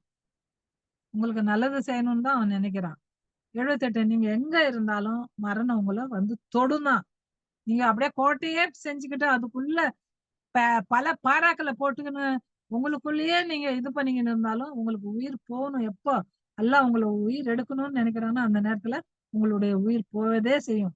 நீங்க போர்ல இருங்க, கடத்தூர்ல இருங்க, வீட்டுல இருங்க, ரூம்ல இருங்க, எப்படி வேணாலும் இருங்க. அததான் அல்லாஹ் இங்க சரி சொல்லி காட்டுறான். அதாவது அவங்களுக்கு ஏதாவது தீங்கு வந்துடுச்சுன்னா இந்த முகமதால தான் எங்களுக்கு வந்துச்சு. நான் இதை முன்னே சொல்லிட்டேன். இந்த முகமதால தான் வந்துச்சுன்னு சொல்லுவாங்க. ஏதாவது நல்லது வந்துச்சுன்னா இது எங்களால வந்துச்சு அப்படின்னுவாங்க. அல்லாஹ் கொடுத்தான் அப்படின்னு சொல்ல மாட்டாங்க. ஏன்னா அல்லாஹ் கிட்ட இருந்துதான் ரெண்டுமே வருது அப்படின்றது அவங்க மறந்துடுறாங்க. இந்த மக்களுக்கு என்ன நேர்ந்து விட்டது அப்படின்னு கேக்குறான். இவர்கள் இந்த விஷயத்த கூட புரிஞ்சுக்கலையே அப்படின்னு அல்லாஹ் வந்து தன்னைத்தானே நொந்துக்கிறான். மனிதனே உனக்கு ஏதேனும் நன்மை கிடைக்குமானா அது வந்து அல்லாஹ்வுடைய அருளால தான் கிடைக்குது. ஆனா உனக்கு ஏதாவது கேடு ஏற்பட்டா அது செய்யற நீ உன் கைகள் செய்யற கெட்டதால உனக்கு ஏற்படுது அப்படின்றான் அல்லாஹ். இந்த தூதரை எதுக்காக அனுப்பி இருக்கேன்னா அந்த அவர் சாட்சியா இருக்கணும், உங்களுக்கு எல்லாம் சாட்சியா இருக்கணும்ன்றக்காக நான் அனுப்பி இருக்கேன்றான். யார் அல்லாஹ்வுடைய தூதருக்கு கீழ்ப்படுகிறாங்களோ அவங்க வந்து அல்லாஹ்வுக்கு கீழ்ப்படிஞ்சவங்க ஆகுறாங்க. அல்ஹம்துலில்லாஹ். அதை யாராவது புறக்கணிச்சாங்கன்னா அவங்க அல்லாஹ்வை புறக்கணிச்சவங்களா ஆகுறாங்க. நாங்கள் கீழ்ப்படுகிறோம் அப்படின்னு அவங்க நேர்ல சொல்லுவாங்க. ஆனா அவங்க அவரை விட்டு தூரமா போயிட்டா ராத்திரில கூடிக்கின்னு எல்லாரும் பேசிக்குவாங்க. சதி திட்டம் தீட்டுவாங்க. இந்த ரகசிய பேச்சு பேசுவாங்க. ஆனா அல்லாஹ்வுடைய தூதர்கிட்ட எதிர்க்க வந்துட்டதும் நாங்க அப்படியெல்லாம் ஒண்ணுமே பண்ணலையே அப்படின்னு தன்னைத்தானே அவங்க பீத்திக்குவாங்க. அததான் அல்லாஹ் சொல்றான். இவங்க செய்யறதெல்லாம் நான் பார்த்துன்னு தான் இருக்கேன். யார் யாரு அல்லாஹு அக்பர். அல்லாஹ்வை சார்ந்து இருக்காங்கன்றதையும் அல்லாஹ்வுக்கு அதாவது என்னுடைய தூதருக்கு பின்னால யார் யார் எப்படி எப்படி பேசுறாங்கன்றதையும் எனக்கு தெரியும் அப்படின்னு அல்லாஹ் சொல்லி காட்டுறான். இவங்க இந்த குரானை பத்தி சிந்திக்கலையா? இந்த குரான் வந்து அல்லாஹ் இல்லாதவங்க கிட்ட இருந்து வந்திருந்தா இதுல எத்தனை விதமான முரண்பாடுகள் இருந்திருக்கும். ஏன் இவங்க புரிஞ்சுக்க மாட்டேன்றாங்க அப்படின்னு அல்லாஹ் கேக்குறான். அல்ஹம்துலில்லாஹ். இதோட முடிச்சிட்டோமா? மும்தாஜ் மும்தாஜ்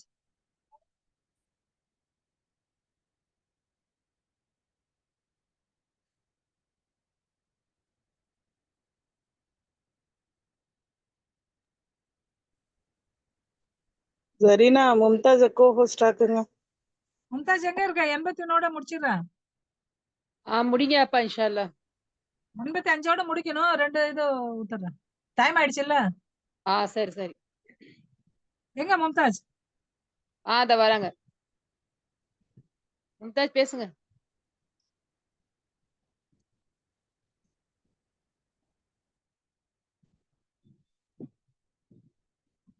மும்தாஜ் சவுண்ட் பேசுங்க, சவுண்ட் வருதான்னு பார்க்கலாம்.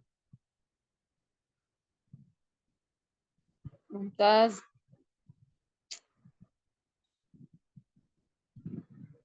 Mic cohost ஆக்கிட்டேன்ப்பா.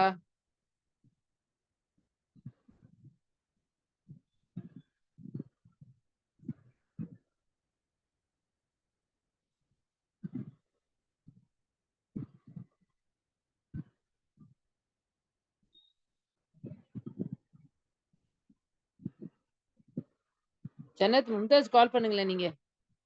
மைக் 2 இதுலயும் மும்தாஜுக்கு நம்ம ஹோஸ்ட் ஆக்கிருக்கோம். யார் தெரியல. ஆனா இவங்கதான் கை தூக்குனாங்க, இவ்வளவுதான் பண்ணிருக்கேன். அப்பயும் மைக் ஆன் பண்ண மாட்டேங்குது. என்னாச்சு மும்தாஜ், மைக் ஆன் ஆகலையோ? அஸ்ஸலாமு அலைக்கும் வரஹ்மத்துல்லாஹி வபரகாத்துஹு. ஏதாவது தப்பு நேர்ந்ததா? அந்த தப்பு என்னது? அல்ஹம்துலில்லாஹ். அல்லாஹ் போதுமானவன். மும்தாஜ் அஸ்ஸலாமு மைக் அலைக்கும் வரஹ்மத்துல்லாஹி வபரகாத்துஹு. கேக்குதா? ஜன்னத் நீங்க கேக்குது எங்க? சொல்லு. சத்தமா சொல்லு. சத்தமா கட் சொல்றேன். எத்தனை ஆயத்து முடிச்சாங்க? 83. 87. ஓகே 83 ஸ்டார்ட் பண்ணு. சரி கலா. அது மைக் ஓபன் பண்ணி விடுங்கம்மா. ஓபனா தான் இருக்கு. இருக்குதாப்பா? கேக்குதா பேசுறாங்க ஜன்னப்பா? தானே? குரல் கேக்குது. பல்கீஸும் ஓபன் பண்ண சொல்றாங்க. பல்கீஸும் ஓபன் பண்ணி விடுங்க. வந்து ஓபன் பண்ணி விடுங்க. அஸ்ஸலாமு அலைக்கும் வரஹ்மத்துல்லாஹி வபரகாத்துஹு. வலைக்கும் அஸ்ஸலாம் ஓபன் வரஹ்மத்துல்லாஹி வபரகாத்துஹு. வாலைக்கும் அஸ்ஸலாம் வரஹ்மத்துல்லாஹி வபரகாத்துஹு. அப்பா எப்பல இருந்து சொல்லிட்டு இருக்கேன் பெண்ணுங்க பண்ணுங்கன்னு. அப்படியா? உங்களுக்கு மெசேஜ் பார்க்கலாப்பா பாவிகா. نحمد ونصلي على رسول الكريم أما بعد أعوذ ஏதாவது بالله சொல்லுமா من பாபி? ஏதாவது الشيطان சொல்லுமா الرجيم பாபி? بسم الله ஏதாவது சொல்லுமா? الرحمن الرحيم. இல்ல மும்தாஜா தான் கூப்பிட்டு இருந்தேன். ஓகே, பிரச்சனை இல்ல. நான் லீவ் ஆயிட்டாப்பா, வெளில போயிட்டேன், அதான் அப்புறமா உள்ள வந்தேன் இப்ப. சரி சரி أعوذ சரி. بالله من الشيطان الرجيم بسم الله الرحمن الرحيم أفلا يتدبرون القرآن ولو كان من عند غير الله لوجدوا فيه اختلافا كثيرا رب اشرح لي صدري ويسر لي أمري واحلل عقدة من لساني يفقهوا قولي. அன்பான சகோதரிகளே, அஸ்ஸலாமு அலைக்கும் வரஹ்மத்துல்லாஹி வபரகாத்துஹு. அல்லாஹ் சுப்ஹானஹு வ தஆலா சூரா அன்-நிசால முழுக்க நம்ம இதுவரைக்கும் என்ன பார்த்துட்டு இருக்கோம் அப்படின்னாக்கா, அல்லாஹ் சுப்ஹானஹு வ தஆலா தெளிவா சொல்ற விஷயம் ஒண்ணே ஒண்ணுதான். நீங்க அல்லாஹ்வுக்கு இணை கற்பிக்காதீங்க. அப்படி இணை கற்பிக்கக்கூடிய நிலையில இருந்தீங்கன்னா உங்களுக்கு நிரந்தர நரகம்தான். அதுதான் அநியாயங்களே மிகப்பெரிய அநியாயம். இப்படிப்பட்ட வசனங்களை தான் நம்ம பார்த்துக்கிட்டு வந்தோம். இன்ஷா அல்லாஹ் இனியும் அதே மாதிரி சம்பந்தப்பட்ட வசனங்களை தான் பார்க்கிறோம். அல்லாஹ் சுப்ஹானஹு வ தஆலா இங்க 82வது வசனத்துல கேக்குறான், நீங்க குர்ஆனை சிந்திக்கலையா? இது அல்லாஹ்வை தவிர வேறு யார்கிட்ட இருந்தாவது வந்திருந்தா இந்த வேதத்துல அதிக முரண்பாடை நீங்க பார்த்திருப்பீங்கல்ல அப்படின்னு அல்லாஹ் நம்ம கிட்ட கேக்குறான். நிச்சயமா எந்த ஒரு முரண்பாடுமே இல்லாத வேதம் இதுன்றது அல்லாஹ் உறுதிப்படுத்தி சொல்லி காமிக்கிறான் நமக்கு. இந்த வேதம் எப்படிப்பட்டது? அமைதி அளிக்கக்கூடிய அல்லது அச்சம் தரக்கூடிய ஏதாவது செய்தி அவர்கிட்ட வந்துச்சுன்னா அதை அவங்க என்ன செய்யறாங்க? உடனே பரப்பிடுறாங்க. எதை பத்தியும் சிந்திக்கிறதே இல்லை. இப்ப மக்கள் செய்யக்கூடிய ஒரு செயல் இந்த ஒரு வசனத்துல இருந்து நம்ம செய்யலாம். எந்த செய்தி வந்தாலுமே அது உண்மையா பொய்யான்னு தெரிஞ்சுக்காம உடனே பரப்பிடுறது, அந்த மாதிரி செய்யக்கூடாதுன்றதுக்கு நமக்கு இந்த ஒரு வசனமும் உதாரணமா இருக்கு. அதனை தூதரிடமும் தமிழ் பொறுப்புள்ளவர்களிடமும் தெரிவிப்பார்களானா நுணுக்கி ஆராயும் திறனுடைய அந்த செய்தி உண்மை நிலையை நன்கு அறிந்திருப்பாங்க. உங்களிடம் எந்த அளவுக்கு பலகீனங்கள் இருந்தன என்றால், அதாவது உங்க மீது அல்லாஹ்வுடைய அருளும் அவனுடைய கருணையும் இல்லாம போயிருந்தா உங்கள சிலரை தவிர எல்லாருமே என்ன செஞ்சிருப்பாங்க? ஷைத்தானையே பின்பற்றி இருப்பாங்க. அல்லாஹ்வுடைய கருணை இருக்கிறதால தான் நம்ம நபி ஸல்லல்லாஹு அலைஹி வஸல்லம் அவங்கள ஃபாலோ பண்ணிட்டு இருக்கிறோம். எனவே நான் 84வது வசனத்துல சொல்லி காமிக்கிறான், நபியே நீர் அல்லாஹ்வின் வழியில் போர் புரிவீராக. உம்மை தவிர வேறு யாருக்குமே நீர் பொறுப்பாளி அல்லர். உங்க பேச்சை கேட்காதவங்களை பத்தி நீங்க கவலைப்படவே தேவையில்லை அப்படின்னு அல்லாஹ் இங்க நபிக்கு தைரியம் கொடுக்குறான். ஆயினும் இறை நம்பிக்கையாளர்களுக்கு போர் புரியும்படி நீங்க என்ன செய்யுங்க? ஆர்வம் ஊட்டுங்க. அதாவது போருக்கு அழைக்கும் போது நபி ஸல்லல்லாஹு அலைஹி வஸல்லம் எப்படி அழைச்சாங்கன்னாக்கா, வாங்க வானம் பூமியோட விசாலமான சொர்க்கத்துக்கு நான் உங்களை அழைச்சிட்டு போறேன் வாங்க அப்படிலாம் சொல்லிதான் நபி ஸல்லல்லாஹு அலைஹி வஸல்லம் என்ன செஞ்சாங்க? போருக்காக மக்களை அழைச்சாங்க. ஏன்னா அல்லாவே நபிக்கு சொல்லி காமிக்கிறான், நீங்க போருக்காக ஆர்வம் மூட்டுங்க. அல்லாஹ் இறை மறுப்பாளர்களுடைய பலத்தை முறியடிக்கக்கூடிய காலம் ரொம்ப தூரத்துல இல்ல. அல்லாஹ் அனைவரையும் விட வலிமை மிக்கனாகவும் தண்டிக்கிறதுல கடுமையானவனமாக இருக்கிறான். 85வது வசனத்துல அல்லாஹ் சொல்லி காமிக்கிறான், யாரு நன்மைக்காக பரிந்துரைக்கிறாங்களோ அதுக்கு அவருக்கு அந்த நன்மையில பங்கு உண்டு. மேலும் யார் தீமைக்காக பரிந்துரைக்கிறாங்களோ அந்த தீமையில அவங்களுக்கு பங்கு இருக்கு. இந்த குர்ஆன் வசனம் அல்ஹம்துலில்லாஹ் நமக்கு எவ்வளவு பெரிய ஒரு மிக சிறப்பான செய்தியை சொல்லுதுனாக்கா, நம்ம காலையில எந்திரிச்சு சுபுவோட அஸ்கார் படி, சுப்ஹானல்லாஹி வ பிஹம்திஹி படி அப்படின்னு யாருக்காவது ஒருத்தவங்களுக்கு நசியத்து செஞ்சிட்டோம் அப்படின்னாக்கா, அவங்க அதை தொடர்ந்து செய்யறாங்க அப்படின்னாக்கா, அவங்க படிச்ச நன்மை அவங்களுக்காக என்ன படும்? சுப்ஹானல்லாஹி வ பிஹம்திஹி ஒரு முறை சொன்னா சொர்க்கத்துல ஒரு மரம் நட்டி வைக்கப்படுது இல்லையா? அப்போ அவங்க சொன்னதுக்காகவும் நம்ம சார்பில் நமக்காகவும் நட்டி வைக்கப்படும்.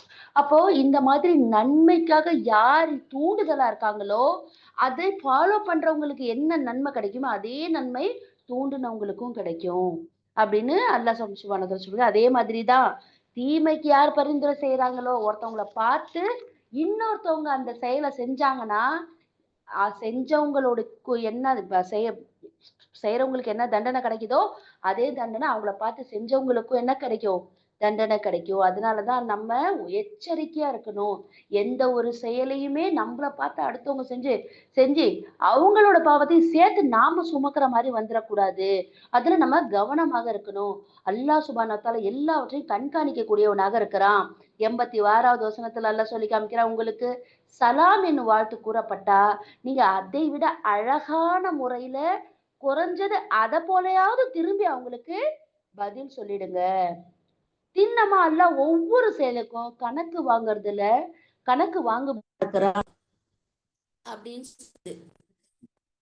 அப்போ நமக்கு என்ன இங்க நசியத் சொல்லப்படுது அப்படின்னாக்கா, யார் அதாவது மறுமையோடைய அடையாளம் தெரிந்தவர்களுக்கு மட்டுமே சலாம் சொல்லுவது. அதனால நம்ம என்ன செய்யணும், நம்ம யார்கிட்டயாவது வாழ்த்து சொல்லணும்னா நம்ம பார்த்த உடனே மாத்திரத்திலே நம்ம முந்திக்கணும். 30 நன்மை நமக்கு, பதில் சொல்றவங்களுக்கு 10 நன்மை. அதனால அல்லாஹ் சுப்ஹானஹு வ தஆலா சொன்ன மாதிரி சலாத்தை நம்ம பரப்பக்கூடியவர்களாக இருக்கணும். 87வது வசனத்துல அல்லாஹ் சொல்லி காமிக்கிறான், அல்லாஹ் எத்தகையவன் என்றால் அவனை தவிர இறைவன் வேறு யாருமே கிடையாது. அவன் தான் உங்க அனைவரையும் மறுமை நாள்ல திண்ணமா ஒன்று திரட்டுமா. அந்த நாள் வருவதை பத்தி எந்தவித சந்தேகமும் இல்ல. அல்லாவை விட உண்மை பேசுறவங்க வேற யாரு இருக்க முடியும் அப்படின்னு அல்லாஹ் சுப்ஹானஹு வ தஆலா நமக்கு சொல்லி காமிக்கிறான். 88வது வசனத்துல அல்லாஹ் சொல்றான், உங்களுக்கு என்ன நேர்ந்து விட்டது, நயவஞ்சகர் விஷயத்துல இரு கருத்து உடையவர்களாக நீங்க ஆயிட்டீங்க.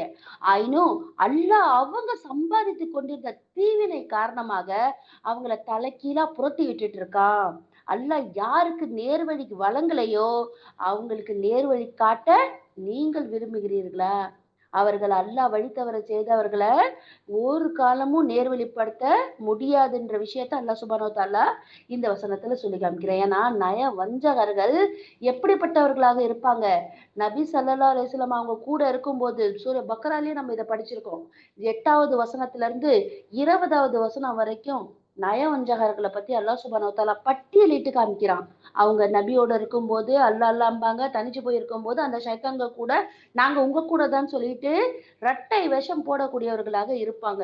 அப்பேற்பட்டவங்களை பத்தி அல்லாஹ் சுப்ஹானஹு வ தஆலா இந்த வசனத்துல நமக்கு தெளிவா சொல்லி காமிக்கிறான். அவர்கள் நம்பிக்கை கொள்ளாததை போல நீங்களும் நம்பிக்கை கொள்ளாதிருக்க வேணும்னு அவங்க நினைக்கிறாங்க. இந்த வகையில நீங்களும் அவங்களுக்கும் சமமாயிட முடியுமா அப்படின்னு சொல்லி அல்லாஹ் சுப்ஹானஹு வ தஆலா கேட்கிறான். எனவே அவர்கள் அல்லாஹ்வின் பாதையில் ஹிஜ்ரத் செய்யும் வரைக்கும் அவங்களை யாரையுமே நீங்க என்ன செய்யாதீங்க, நண்பராக்கி கொள்ளாதீங்க. யாரை நண்பராக்கி கொள்ளக்கூடாது? நயவஞ்சகர்களை. மேலும் அவங்க ஹிஜ்ரத்துக்கு புறக்கணித்து விட்டால் அவர்களை நீங்கள் எங்கு கண்டாலும் கொன்னுடுங்க அப்படின்னு அல்லாஹ் சுப்ஹானஹு வ தஆலா சொல்லி காமிக்கிறான்.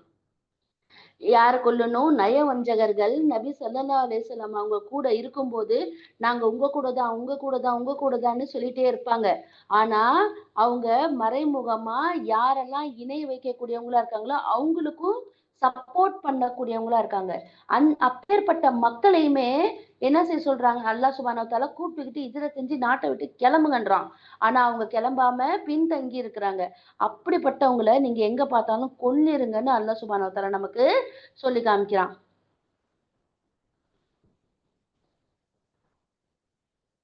அவர்களை எங்கு கண்டாலும் நீங்க என்ன செய்யுங்க, கொன்னுங்க. மேலும் அவர்கள் யாரையுமே நீங்க உற்ற நண்பராகவோ உதவியாளர்களாகவோ ஆக்கி கொள்ளாதீங்க அப்படின்னு அல்லாஹ் சுப்ஹானஹு வ தஆலா சொல்றான். 90வது வசனத்துல சொல்றான், ஆனா எந்த சமுதாயத்திடம் நீங்க உடன்படிக்கை செஞ்சீங்களோ அந்த சமுதாயத்தோட நீங்க சேர்ந்து கொள்ளும் நயவஞ்சகர்கள் இந்த கட்டளையில இருந்து விதி விலக்கானவங்க. அதே போல உங்க கூட போர் புரியவோ தன்னுடைய கூட்டாத்தாருடன் போர் செய்யவோ மனம் இல்லாம உங்க கூட வர்றதுக்கு நயவஞ்சகர்கள் என்ன செய்வாங்க? விதி விலக்கானவர்களாக இருப்பாங்க. அல்லாஹ் நாடி இருந்தா உங்கள் மீது அவங்களுடைய ஆதிக்கத்தை திணிச்சிருப்பான். ஆனா அல்லாஹ் சுப்ஹானஹு வ தஆலா அப்படி செய்யல. உங்களுக்கு எதிரா போர் புரிஞ்சிருப்பாங்க அந்த நயவஞ்சகர்கள் எல்லாம் ஒன்னா சேர்ந்து. நமக்கு யாருடைய உதவியும் கருணையும் அன்பும் இருந்துச்சு? அல்லாஹ் சுப்ஹானஹு வ தஆலா கிட்ட இருந்து இருந்துச்சு. எதுக்காக? ஈமான் கொண்டோன்ற ஒரே காரணத்துக்காக தான். அப்போ அந்த மாதிரி நயவஞ்சகர்கள் போர் புரியாம உங்களை விட்டு விலகி இருந்தா மேலும் அவங்க கிட்ட அவங்க சமாதானம் கரம் நீட்டினா அவங்களுக்கு எதிரா நீங்க என்ன செஞ்சிடாதீங்க, உங்க கை நீட்டிட அல்லாஹ் உங்களுக்கு வழி எதுவும் வைக்கவில்லை. நமக்கு அவங்க கூட எந்த ஒட்டுதலும் உறவும் தேவையே இல்லைன்றத அல்லாஹ் சுப்ஹானஹு வ தஆலா நமக்கு சொல்லி கொடுக்குறான். இன்னொரு வகை நயவஞ்சகர்களையும் நீங்க பாப்பீங்க. அவங்க உங்ககிட்ட பாதுகாப்பு பெறத்துக்காக வருவாங்க. அவங்க சமூகத்திலயும் பாதுகாப்பு பெற வேணும்னு நினைப்பாங்க. அவங்க கூட்டம் யாரெல்லாம் இருக்காங்களோ எல்லாருமே பாதுகாக்க பெறணும்னு நினைப்பாங்க. ஆனா குழப்பத்திற்கான வாய்ப்பு கிடைக்கும் போதெல்லாம் அவங்க என்ன செய்வாங்க? அவங்க அதுல குதிச்சிருவாங்க. இந்த மாதிரியான நயவஞ்சகர்களோட மோதுறது கூட நீங்க என்ன செய்யுங்க? விலகி விலகிக்கோங்க. உங்ககிட்ட அவங்க சமாதானத்துக்கு வரலன்னா தன்னுடைய கைகளை நீங்க தடுத்துக்கோங்க. அப்போ அவங்கள நீங்க எங்க கண்டாலும் பிடித்து கொன்னுடுங்கன்னு அல்லாஹ் சுப்ஹானஹு வ தஆலா நமக்கு சொல்லி கொடுக்கிறான். அவங்களுக்கு எதிரா கை நீட்டிடவங்களுக்கு தெளிவான ஆதாரத்தையும் நமக்கு அல்லாஹ் சுப்ஹானஹு வ தஆலா அளித்திருக்கிறான்னு அல்லாஹ் சுப்ஹானஹு வ தஆலா சொல்லி காமிக்கிறான் 91வது வசனத்துல. 92வது வசனத்துல அல்லாஹ் என்ன சொல்றான்? ஒரு இறை நம்பிக்கையாளருக்கு மற்றொரு இறை நம்பிக்கையாளரை கொலை செய்வது என்பது ஏற்ற செயலே கிடையாது. ஏன்னா எந்த ஒரு உயிரையுமே காரணம் இல்லாம என்ன செய்ய முடியாது?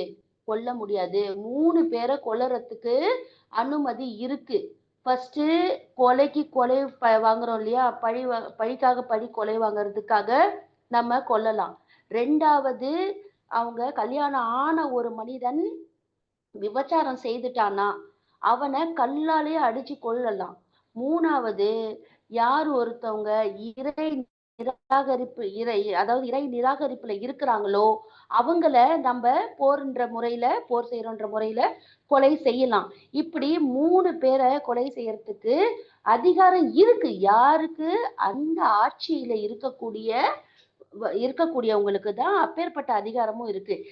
இதை தவிர்த்து ஒரு இறை நம்பிக்கையாளர் மற்றொரு இறை நம்பிக்கையாளரை கொல்றதுக்கு எந்தவித ஒரு அனுமதியுமே இல்லை. அது ஏற்ற செயலே இல்லை அப்படின்னு அல்லாஹ் சுப்ஹானஹு வ தஆலா நமக்கு சொல்லி கொடுக்கிறான். தவறா கொன்னுட்டாலே தவிர அந்த மாதிரி ஒரு இறை நம்பிக்கையாளர் தவறா கொலை செஞ்சுட்டா அதற்குரிய இது ஏன்னா பாவம்.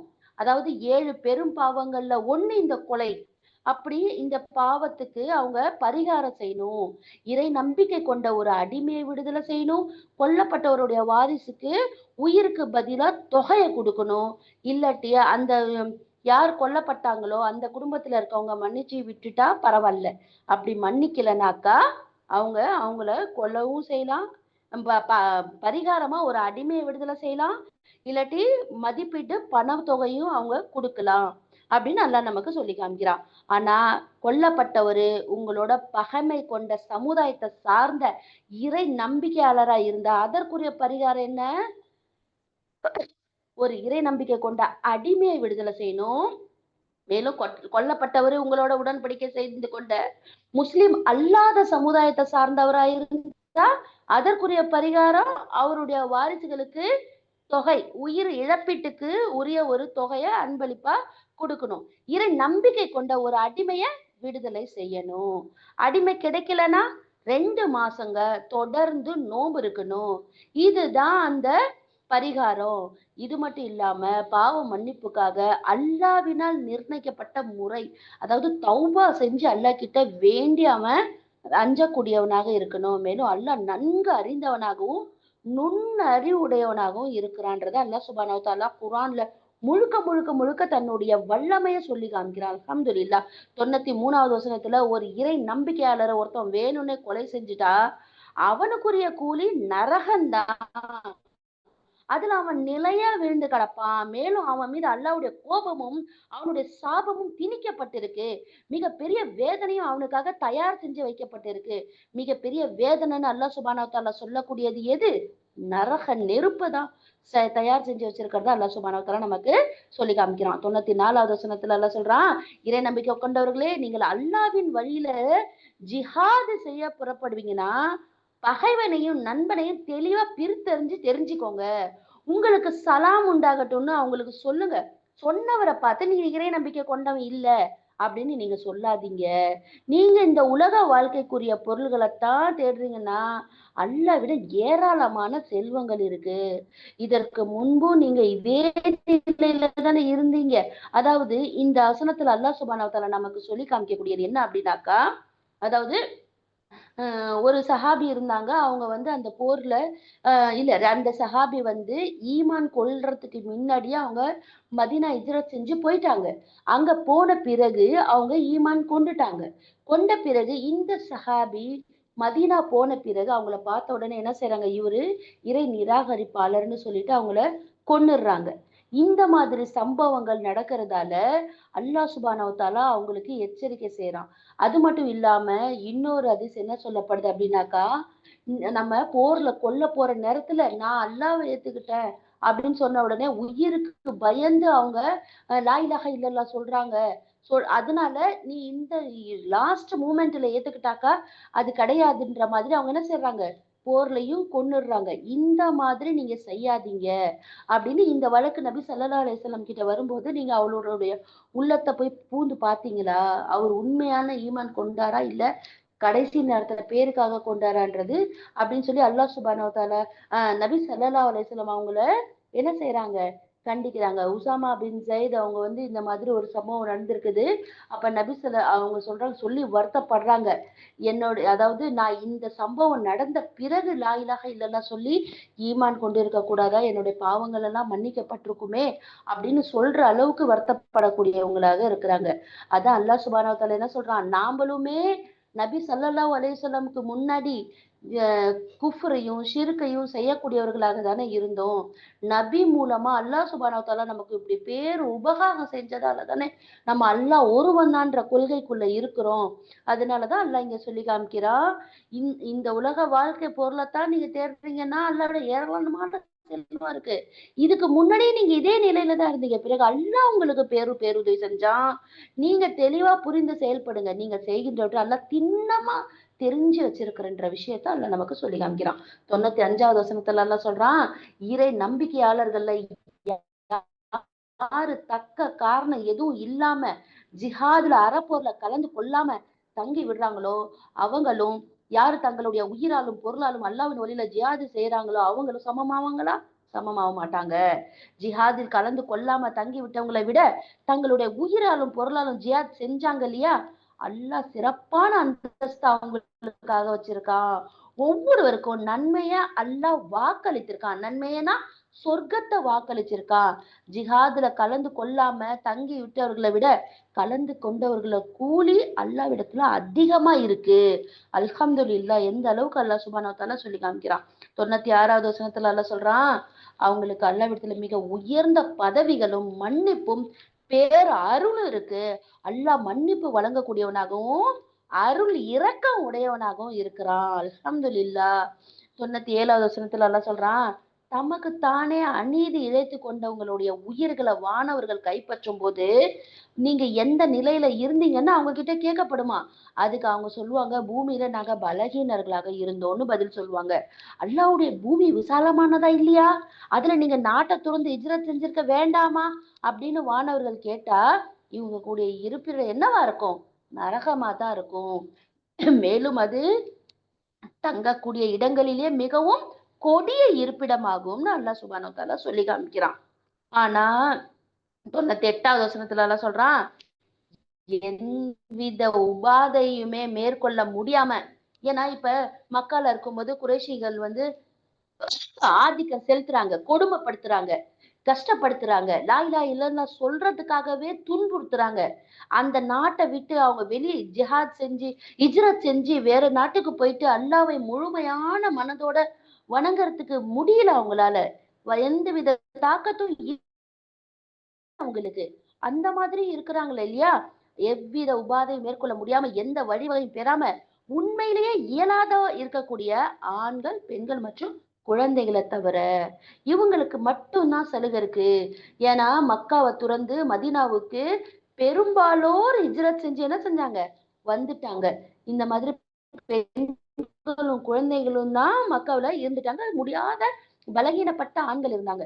அவங்களுக்கு அல்லாஹ் சுப்ஹானஹு வ தஆலா இந்த சலுகையை கொடுத்திருக்கான். 99வது வசனத்துல அல்லாஹ் சொல்லிருக்கான், அவர்களை அல்லாஹ் பிழை பொறுக்க கூடும், மன்னிக்க கூடும். அவங்களோட பாவங்களை அல்லாஹ் மிக பிழை பொறுப்பவனாகவும் மன்னிப்பு வழங்குபவனாகவும் இருக்கிறான். 100வது வசனத்துல அல்லாஹ் சொல்றான், யார் அல்லாஹ்வின் வழியில ஹிஜ்ரத் செய்றாங்களோ அவர் பூமியில எண்ணற்ற தங்கும் இடங்களையும் வாழ்வதற்கான பெரிய வசதி வாய்ப்பையும் காண்பாரு. ஒருவர் அல்லாஹ்வுடைய பக்கமும் அவனுடைய தூதருடைய பக்கமும் ஹிஜ்ரத் செய்வதற்கு தன்னுடைய வீட்டை விட்டு வெளியேறி பிறகு வழியிலேயே அவருக்கு மரணம் ஏற்பட்டுருச்சுன்னா அவருக்கு திண்ணமா அவருக்கு நற்கூலி வழங்குவது அல்லாஹ்வுடைய பொறுப்பாயிடுச்சு. அல்லாஹ் மிகவும் மன்னிப்பு வழங்குபவனாகவும் கருணை பொழிபவனாகவும் இருக்கிறான். அப்ப நமக்கு ஒரு உதாரணமும் தெரியுமா இல்லையா? அந்த 100 கொலை செய்த மனிதனுடைய கதையும் நமக்கு தெரியும். ஏன்னா அவன் திருந்தி என்ன செய்யறான்? நன்மையின் பக்கம் விரைகிறான். இடையிலேயே மரணிச்சிடறான். சொர்க்கத்துக்குரியவானவர்கள் அவரை கொண்டுட்டு போயிடுறாங்க. அப்போ நமக்கு அல்லாஹ் என்ன சொல்லி காமிக்கிற இந்த வசனத்துல, நீங்க அங்கேயே அடிமைப்பட்டு கொடுமைப்படுத்தப்பட்டு அங்கேயே கிடக்குறீங்க. இந்த பூமி விசாலமானது இல்லையா? கிளம்புங்கன்னு நல்லா சொல்றான். அப்படி நீங்க கிளம்பி போகும்போது வழியிலேயே உங்களுக்கு உயிர் போயிட்டாலும் அல்லாஹ் அதுக்கு பொறுப்பு ஏத்துக்கிறான். அவன் உங்களுக்கு மன்னிக்கிறான் அப்படின்னு நல்லா நமக்கு சொல்லி காமிக்கிறான். 101வது வசனத்துல சொல்றான், நீங்கள் பயணம் புறப்பட்டுச்சுன்னா சில தொழுகைகளை நீங்க என்ன செஞ்சீங்க? சுருக்கிக்கோங்க, கசரு செஞ்சுக்கோங்க. அதுல உங்களுக்கு தவறு கிடையாது.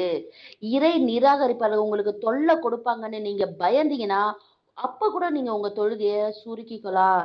ஏன்னா நிச்சயமா நிராகரிக்க கூடியவங்க உங்களுக்கு வெளிப்படையான பகைவர்களா இருக்காங்க அப்படின்னு நல்லா சொல்லி காமிக்கிறான். 102வது வசனத்துல மேலும் நபியே நீர் முஸ்லிம்களிடையே இருக்கும்போது போர் நிலையில அவங்களுக்கு தொழ வைக்க நேர்ந்துச்சுன்னா ஒரு குழுவினரை ஆயுதங்களை தாங்கி ஏந்தி உங்களோட நிறுத்திக்கோங்க. கொஞ்சம் பேரை சுஜுது செய்யட்டும் அப்படின்னா தொழுட்டும்.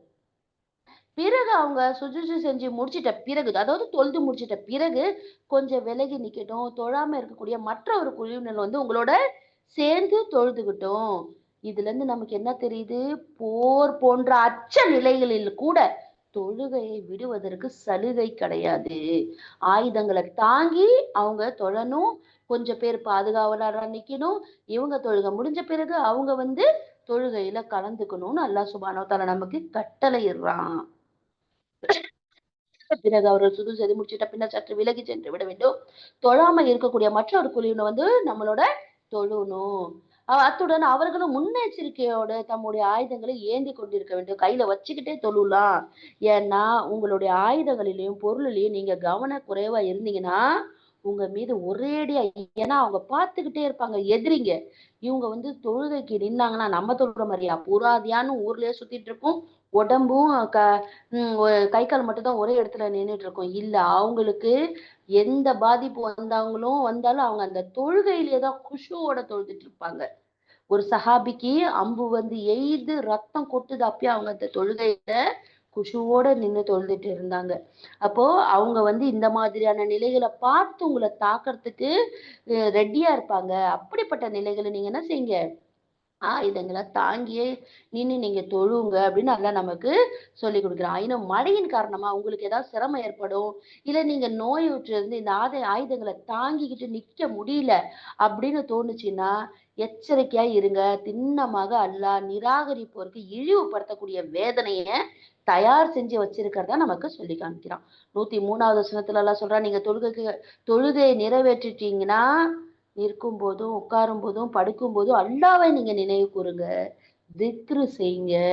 உங்களுடைய நாவுகளை எந்நேரமும் நீங்க திக்ருகளாயே ஈரப்படுத்தி வச்சிருங்கன்னு நபி ஸல்லல்லாஹு அலைஹி வஸல்லம் நமக்கு காட்டி கொடுத்துருக்குறாங்க.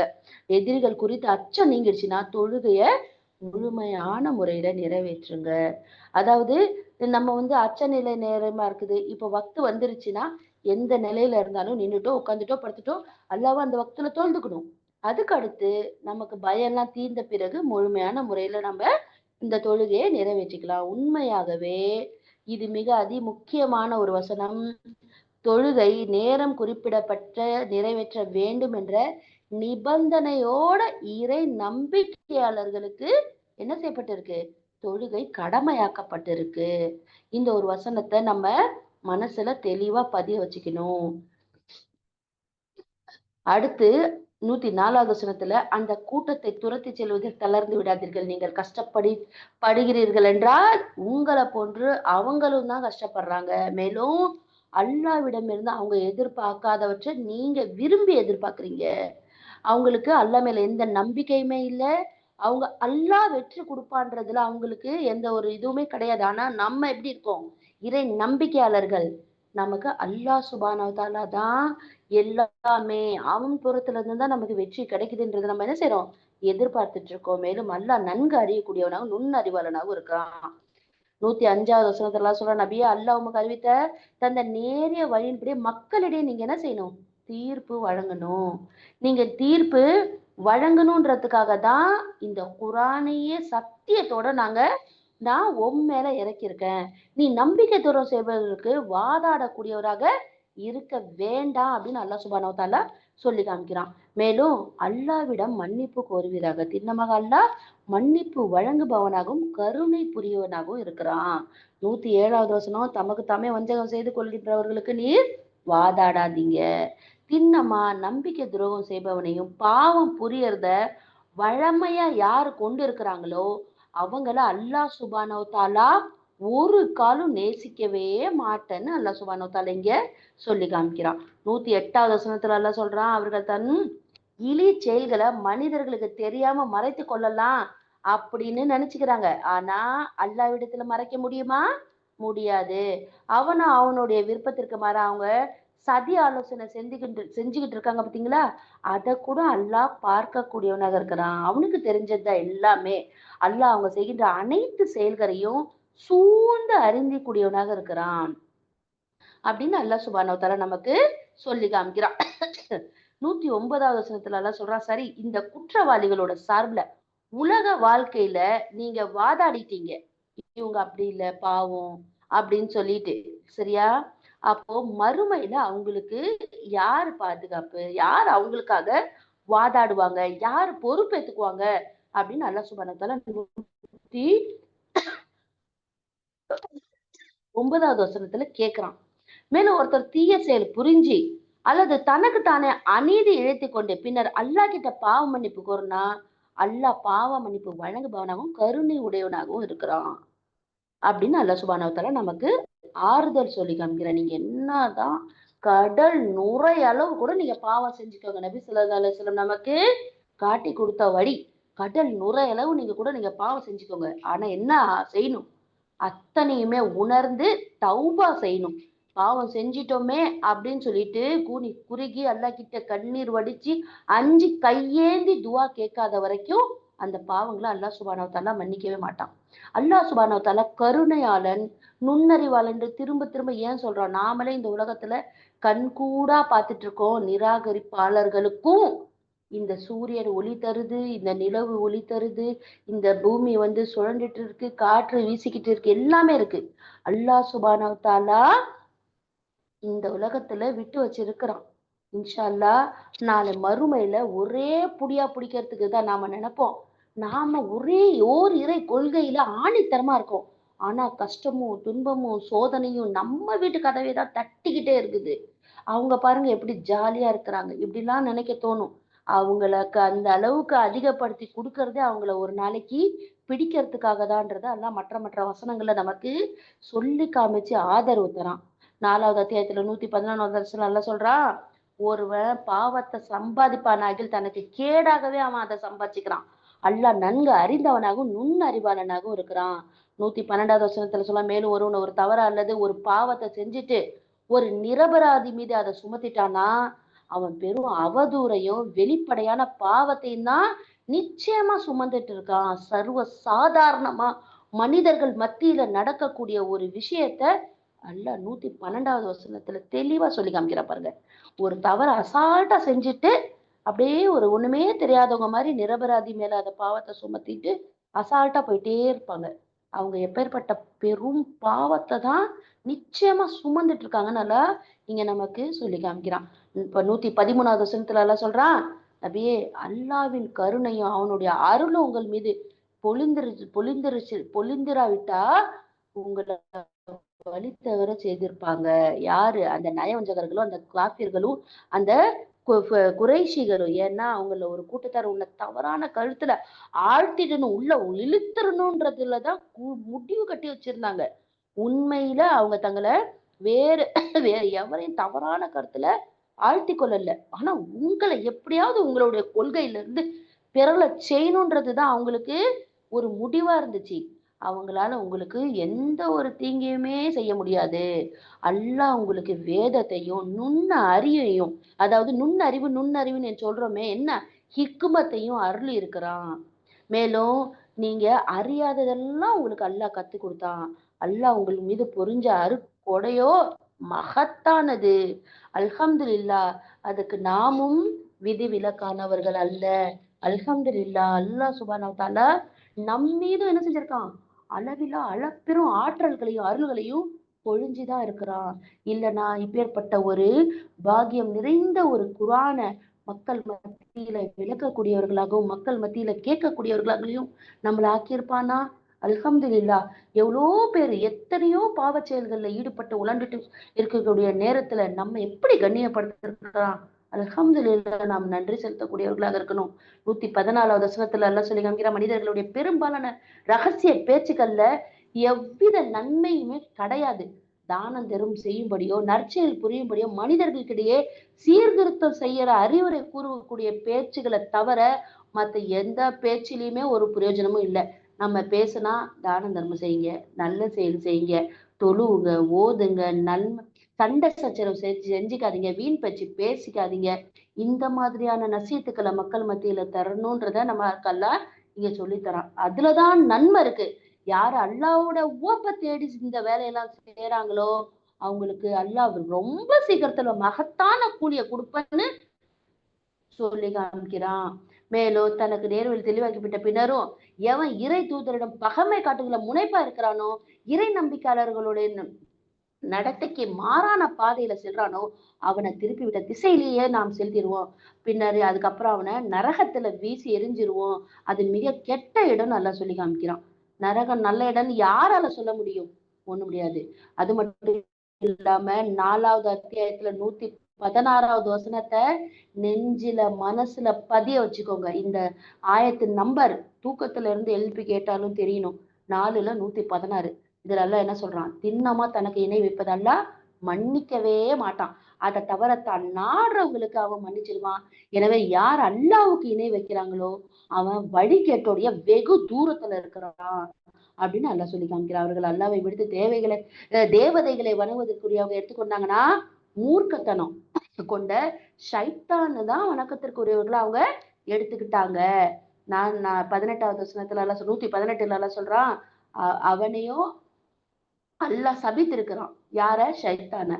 இவர்கள் பின்பற்றும் ஷைத்தான் எப்படிப்பட்டவனா அவனுடைய தன்மையும் அல்லாஹ் டெபினிஷனை இங்க நமக்கு சொல்லி காமிக்கிறான்.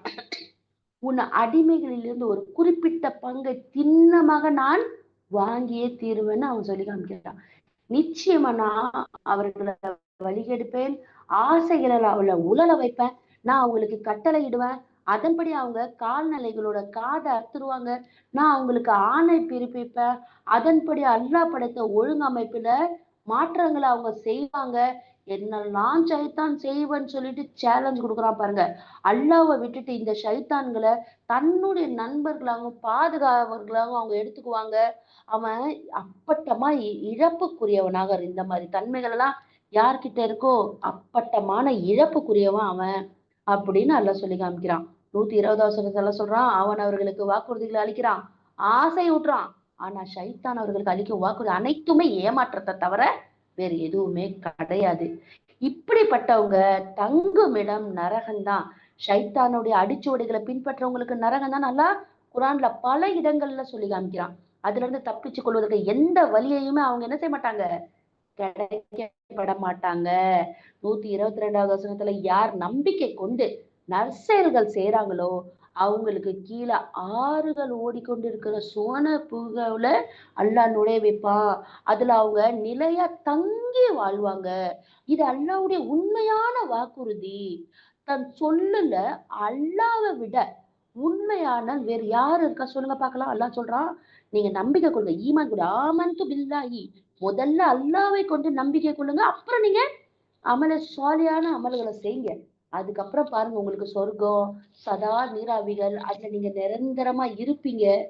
இப்படி வாக்கு தரானே அவனை விட உண்மை சொல்லக்கூடிய இந்த உலகத்திலேயே வேற யாருமே கிடையாது. ஆனா யாருன்னு நல்ல கேள்வி கேட்கிறான். 123வது வசனத்துல கடைசி இறுதி விளைவு நீங்க ஆசைப்படுவது போலவோ வேத அருளப்பட்டவர்கள் ஆசைப்படுவது போலவோ ஏற்பட போவதில்லை. எவன் தீமை செஞ்சாலும் அவன் அதற்குரிய விளைவை அடைவான். அல்லாவை தவிர தனக்கு வேற எந்த காப்பாளனையும் உதவியாளனையும் அவன் என்ன செய்ய மாட்டான், காண மாட்டான். ஏன்னா நீங்க வேதம் அருளப்பட்டவங்க மற்ற ஒரு மற்ற குர்ஆன் வசனத்துல என்ன சொன்னாங்க? நரக நெருப்பு ஒரு சில நாளை தவிர எங்களை தீண்டாதுன்னு சொல்லியிருக்காங்க இல்லையா? அதெல்லாம் நம்ம படிச்சிருக்கோம். அதான் அல்லாஹ் சொல்றான், நீங்க ஆசைப்படுறது போலவே வேதம் அருளப்பட்டவங்க ஆசைப்படுறது போல நடக்க போறது இல்ல. எவன் தீமை செஞ்சிருந்தாலும் அதற்குரிய விளைவை அவன் அடைஞ்சே தீருவான். அல்லாஹ்வை தவிர தனக்கு வேறு எந்த காப்பாலும் இல்ல, உதவியாளனும் இல்ல. 124வது வசனத்துல எல்லாம் சொல்றான், மேலும் நற்செயல் புரியோர் யாரா இருந்தாலும் சரி, அது ஆணா இருக்கட்டும் பொண்ணா இருக்கட்டும், நம்பிக்கை கொண்டுட்டாங்களா அவங்க சொர்க்கத்துல நுழைஞ்சிருவாங்க. இம்மி அளவும் அவங்களுக்கு அநீதி இழைக்கப்பட மாட்டாது. 125வது வசனத்துல எல்லாம் சொல்றான், யார் அல்லாவுக்கு முழுமையா அடிபணிச்சு தன்னுடைய நடத்தையையும் நல்லதாக்கிக்கிட்டு ஒருமனப்பட்டு இப்ராஹிமுடைய அலைஹிஸ்ஸலாம் அவங்களுடைய வழிமுறையை பின்பற்றுறாங்களோ அவரை விட சிறந்த வாழ்க்கை நெறி உடையவர் வேற யாரு? இப்ராஹிமையும் அல்லாஹ் தன்னுடைய உற்ற நண்பராக தேர்ந்தெடுத்திருக்கான் அப்படின்னு அல்லாஹ் சொல்லி காமிக்கிறான். ஏன்னா நம்ம அல்ஹம்துலில்லாஹ் இப்ராஹிம் அலைஹிஸ்ஸலாமுடைய வாழ்க்கை வழிமுறைய பின்பற்றக்கூடியவராக தான் இருக்கும். நபி ஸல்லல்லாஹு அலைஹி வஸல்லமும் பின்பற்றுறாங்க, நமக்கு வழிகாட்டுறாங்க, நாமும் அவரை பின்பற்றக்கூடியவராகத்தான் இருக்கிறோம். அல்ஹம்துலில்லாஹ். 126வது வசனத்துல அல்லாஹ் சொல்லி காமிக்கிறான், வானம் மற்றும் பூமியில் உள்ள அனைத்தும் அல்லாஹ்வுக்கு தான் சொந்தம். அல்லாஹ் எல்லாத்தையும் சூழ்ந்து அறிந்தவனாக இருக்கிறான். 127ல பெண்கள் விவகாரத்துல தீர்ப்பு வழங்குமாறு அவங்க உங்ககிட்ட கேக்குறாங்க, நபியே நீங்க சொல்லுங்க, அவங்க விவகாரத்துல அல்லாஹ் உங்களுக்கு தீர்ப்பு வழங்கியிருக்கான். இந்த வேதத்துல முன்பிருந்தே உங்களுக்கு எடுத்துரைக்கப்பட்டு சட்ட திட்டங்கள் எல்லாம் நீங்க நினைவுபடுத்திக்கோங்க. அதாவது எந்த அனாதை பெண்களுக்கு அவங்களுக்கு நிர்ணயிக்கப்பட்ட உரிமையை நீங்க கொடுக்கலையோ, அவங்களை நீங்க திருமணம் செய்து கொள்ள விரும்பவும் இல்லையோ, அல்லது பேராசையின் காரணமா நீங்க அவங்கள திருமணம் செய்து கொள்ள விரும்புறீங்களோ, அந்த அனாதை பெண்களை பற்றிய சட்டங்களையும் இன்னும் பலகீனமான குழந்தைங்க பற்றிய சட்டங்களையும் உங்களுக்கு என்ன பண்ணிருக்காங்க? சொல்லி கொடுத்திருக்காங்க அல்லாஹ் சுப்ஹானஹு வ தஆலா. மேலும் அனாதைகள் விஷயத்துல நீங்க நீதியை கடைபிடிங்க. அல் பக்ரா, ஆல இம்ரான், அந்நிசா வந்துட்டோம். அதான் அல்லாஹ் என்ன சொல்லி காமிக்கிறான்? அனாதைகளுடைய விஷயத்துல எல்லாம் எப்படிலாம் நம்ம நடந்துக்கணும்ன்றத நமக்கு அல்லாஹ் கத்து கொடுத்திருக்கிறான். அதை நீங்க கடைபிடிச்சுக்கோங்க. அல்லாஹ் உங்களுக்கு ஏவுறத ஏவுரை வழங்குறான், அதாவது நன்மையை வழங்குறான். நீங்க செய்ய எந்த ஒரு நன்மையுமே அல்லாஹ்க்கு தெரியாம இருந்ததே கிடையாதுன்னு அல்லாஹ் சொல்லி காமிக்கிறான். அது மட்டும் இல்லாம ஒரு பெண் தன்னுடைய கணவன் நல்ல முறையில நடந்து கொள்ள மாட்டான்னு, தன்னை புறக்கணிப்பான்னு பயந்தானா, கணவன் இருவருமே அவங்க உட்கார்ந்து பேசி தனக்கிடையே சமாதான உடன்படிக்கை செய்து கொள்றதுல எந்த தப்புமே இல்லை. எந்த நிலையிலும் சமாதானம் செய்து கொள்றதுதான் நலன் தரக்கூடியது. அதை விட்டுட்டு ஆனா ஊனா நாட்டுல நடக்குது பாருங்க, டொஸ்கு டொஸ்கு டொஸ்குன்னு, நான் போறேன் நீ வேணா உன்னோட வாழ முடியாது, பேச்சுக்கு பெரியவங்களை உட்கார வைக்கிறதுக்கு வேலையே கிடையாது, இது நம்ம 2 பேரோட லைஃப், நம்ம 2 பேரும் தான் இதை முடிவு பண்ணணும் அப்படின்னுட்டு போயிட்டே இருப்பாங்க. ஆனா அல்லாஹ் என்ன சொல்றான்? ஒரு பொண்ணு தன்னோட கணவன் தன்கிட்ட சரியான முறையில நடந்துக்கல, ஏதோ பிரச்சனை இருக்குன்னு அவளுக்கு தோணுச்சுன்னா உட்கார வைங்க, உட்கார வச்சு 2 பேரை சமாதானமா பேச வைங்க அப்படின்னு அல்லாஹ் சுப்ஹானஹு வ தஆலா நமக்கு அறிவுரை சொல்லி கொடுக்கிறான். ஏன்னா எந்த நிலையிலும் சரி சமாதானமா பேசணும், பேசியே தீரணும், அதான் நலம் தரக்கூடியதுன்னு அல்லாஹ் சொல்றான். மனித உள்ளங்கள் குறுகிய எண்ணத்திற்கும் உலோபித்தனத்திற்கும் விரைவா உட்படக்கூடியது. எடுத்தும் கவுத்தம் சட்டு புட்டுன்னு முடிச்சுட்டு போயிட்டே இருக்கணும்ன்றதுதான் மனுஷனோட இயல்புன்னு அல்லாஹ் இங்க சொல்லி காமிக்கிறான். நீங்க எஹ்சான், அதாவது எஹ்சானான நல்ல முறையில வாழ்ந்து இரையச்சத்தோட நீங்க செயல்பட்டீங்கன்னா திண்ணமா அல்லாஹ் நீங்க செய்யற ஒவ்வொன்னையும் நன்கு அறியக்கூடியவனாக இருக்கிறான். 129வது வசனம் மிக முக்கியமான வசனம் பாருங்க. எல்லாருமே என்ன சொல்லுவாங்க? ஒரு கல்யாணம் ஆண்களுக்கு 4 கல்யாணம் வரைக்கும் பண்ணிக்கலாம். இங்க எல்லாம் பதில் கொடுக்குறான் பாருங்க. 4 கல்யாணம் பண்ணிக்கிறவங்களுக்கும் இங்க நசியத் இருக்கு. மனைவிற்கு இடையே முழுக்க முழுக்க நீங்க நீதியாக நடந்து கொள்ள நீங்க விரும்பினாலுமே அது உங்களால முடியாது. ஒரு பொண்டாட்டி கட்டுறா, 2 பொண்டாட்டி கட்டுறா, 4 பொண்டாட்டி எல்லாம் கட்ட சொல்லிக்கிட்டான். எனக்கு தாக்கத்து இருக்கு, வருமானம் இருக்கு, வசதி இருக்கு, நான் கட்டிக்கிறேன். ஆனா அல்லாஹ் சொல்லி காமிக்கிறான், நீங்க நடந்துக்குவேன்னு சொல்லிட்டு உறுதி வாங்கிக்கிட்டு நான் கட்டிக்குவீங்க, ஆனா உங்களால நடக்க முடியாது. நீங்க ஒரு மனைவியின் பக்கமே முற்றிலும் சாஞ்சி மத்தவளை அந்தரத்துல விடப்பட்டவ போல தொங்க விட்டுடாதீங்க. கலட்டி ஒரு சட்டைய ஆணில மாட்டிட்டு அந்த சட்டைய மறந்து விட்டுட்டோம். அது எடுக்கவும் இல்ல, பிடிக்கவும் இல்ல, போடவும் இல்ல. அந்த மாதிரி நீங்க விட்டுடாதீங்க. இறை சட்டத்தின் நோக்கத்தை நிறைவு செய்ய போதுமானது. நீங்க உங்களுடைய நடத்தையை சீராக்கிக்கிட்டு அல்லாவுக்கு அஞ்சி வாழ்ந்தீங்கன்னா திண்ணமா அல்லாஹ் மன்னிப்பு வழங்குபவனும் கருணையாளனாகவும் இருக்கிறான். நபி ஸல்லல்லாஹு அலைஹி வஸல்லம் இத்தனை திருமணம் செஞ்சாங்க. எல்லா மனைவிகளுக்கும் நாட்களை ஒதுக்க முடியும். ஆனா அவங்களுக்கு ஈர்ப்பு யார் பக்கம் இருந்துச்சு? ஆயிஷா ரலியல்லாஹு அன்ஹா பக்கம் தான் இருந்துச்சு. அல்ஹம்துலில்லாஹ். இதுக்காக நீ என்ன குற்றம் பிடிச்சிடாத யா அல்லாஹ்ன்னு அவங்க கிட்ட அல்லாஹ் கிட்ட அழுது வேண்டி துஆ கேட்கக்கூடியவங்களா இருந்தாங்க. சௌதா ரலியல்லாஹு அன்ஹா எப்படிப்பட்டவங்களா இருந்தாங்க? அவங்களுக்கே தெரியும் நம்ம வயசானவங்களாயிட்டோம். நம்ம நபி நாட்களை நமக்கு ஒதுக்கி கொடுத்தாலும் அவங்களுக்கு ஈடு கொடுக்க முடியாதுன்னு நினைச்சு நபி ஸல்லல்லாஹு அலைஹி வஸல்லம் ஒருவேளை நம்மள தலாக் சொல்ல கூடிடுமோ அப்படின்னு பயந்து அவங்க நமக்கு நபி கணவரா இருந்தா மட்டும் போதும். அவருடைய மனைவின்ற அந்தஸ்து மட்டும் நமக்கு போதும். நம்மளோட நாட்களையும் நம்ம ஐஷா ரலியல்லாஹு விட்டு கொடுத்துடலான்ட்டு அவங்களாகவே என்ன செய்வாங்க? நபி ஸல்லல்லாஹு அலைஹி வஸல்லம் சொல்லிடுவாங்க, என்னுடைய நாட்களை நான் ஐஷா ரலியல்லாஹுக்காக விட்டு கொடுத்துட்டேன் அப்படின்ட்டு சொல்லிட்டு இருப்பாங்க. அதனாலேயே அவங்க மரணிக்கும் வரைக்கும் நபிக்கு மனைவியாக இருக்கக்கூடிய அந்தஸ்து அல்ஹம்துலில்லாஹ் அவங்களுக்கு கிடைச்சிருந்துச்சு. அப்போ நீங்க ஈஸியா என்ன செஞ்சிடலாம்? 4 மனைவி கட்டிடலாம். ஆனா நீதமா நடக்கணும்ன்றதுதான் மிக முக்கியம். அது மட்டும் இல்லாம நாட்களை ஒதுக்கிடலாம். ஒருத்தவங்க பக்கமே உங்களுடைய மனசு சாஞ்சிரவும் கூடாது அப்படின்னு அல்லாஹ் சுப்ஹானஹு வ தஆலா அல்லாவே இங்க நமக்கு தெளிவுபடுத்தி காமிக்கிறான். நீங்க திண்ணமா அல்லாவுக்கு அஞ்சி வாழுங்க. அல்லாஹ் மன்னிப்பு வழங்குவானா, கருணை வழங்கனாகவும் இருக்கிறான். 130வது வசனத்துல கணவன் மனைவியில் ஒருவர் மற்றவரை விட்டு பிரிஞ்சு போவார்களானா அல்லாஹ் தனது பரந்த ஆற்றலினா அவங்கள ஒருவர் மற்றவரின் பக்கம் தேவையற்றவரா ஆக்கிடுவான். அல்லாஹ் பரந்த ஆற்றலுடையவனாகவும் அறிவார்ந்தவனுமாக இருக்கிறான். கண்ணவனே என்னது கண் கண்ட தெய்வம், கல்லானாலும் கணவன், புல்லானாலும் இந்த கதைக்கெல்லாம் இங்க இஸ்லாத்துல வேலையே கிடையாது. அல்லாஹ் சுப்ஹானஹு வ தஆலா என்ன சொல்றான்? உங்களுக்கு ஒத்து வரலையா?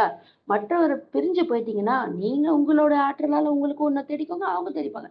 அது ஒருத்தருக்கும் மற்றவர்கள் அல்லாஹ் சுப்ஹானஹு வ தஆலா தேவையற்றவரா வச்சிருக்கான். அவங்கவுங்க லைஃப் அவங்கவுங்க பாத்துக்கிறதுக்கும் ஆற்றல் உடையவங்க. இது எப்போ? முடியாத பட்சத்துல, சேர்ந்து வாழவே முடியாதுன்ற பட்சத்துல நமக்கு கொடுக்கப்பட்டிருக்க சலுகை. 130வது வசனத்துல எல்லாம் சொல்றான், வானம் மற்றும் பூமியில் உள்ள அனைத்தும் அல்லாஹ்வுக்குரிய. அல்லாஹ் அஞ்சிய வண்ணம் செயல்படுது. எல்லாமே அல்லாஹ்வுக்கு அஞ்சி செயல்படுது.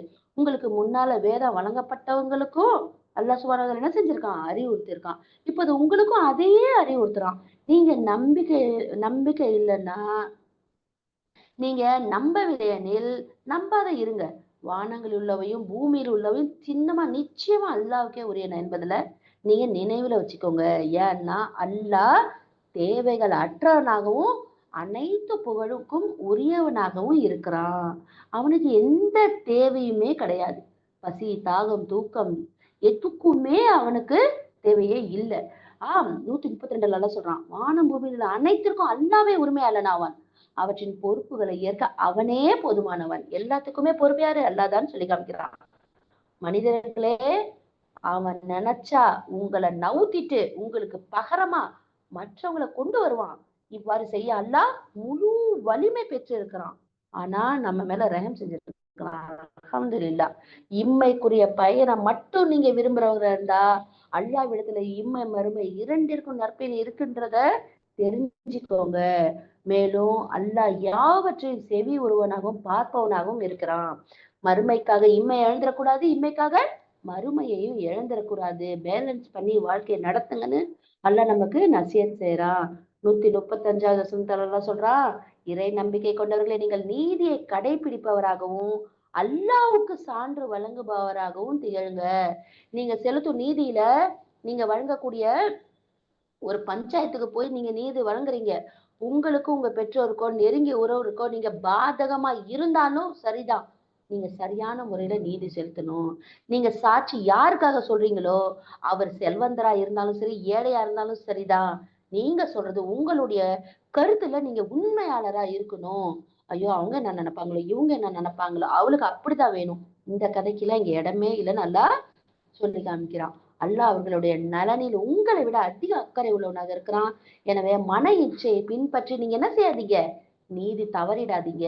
நீங்க உண்மைக்கு புறமா சாட்சி சொன்னாலோ, சாட்சி அளிக்காம விலகி சென்றாலோ, திண்ணமா நீங்க செய்கின்ற எல்லாத்தையுமே அல்லாஹ் சுப்ஹானஹு வ தஆலா நன்கு அறியக்கூடியவனாக இருக்கிறான். நமக்கு ஒரு விஷயம் நடக்குது, சம்பவம், ஒரு பஞ்சாயத்து, அதுல நமக்கு நல்லா தெரியும். ஆனா பயந்துகிட்டு நம்ம முன்னே வரவே மாட்டோம். இந்த மாதிரி எல்லாம் செய்யாதீங்கன்னு அல்லாஹ் நமக்கு சொல்லி காமிக்கிறான். 136வது வசனத்துல சொல்றான், இறை நம்பிக்கை கொண்டவர்களே, நீங்கள் அல்லாஹ்வின் மீது, அவனுடைய தூதர் மீது, அவனுடைய தன்னுடைய தூதர் மீது இறங்கிய வேதத்தின் மீதும், முன்னால் இறங்கிய வேதங்கள் எதுவா இருந்தாலும் நீங்க நம்பிக்கை கொள்ளுங்க.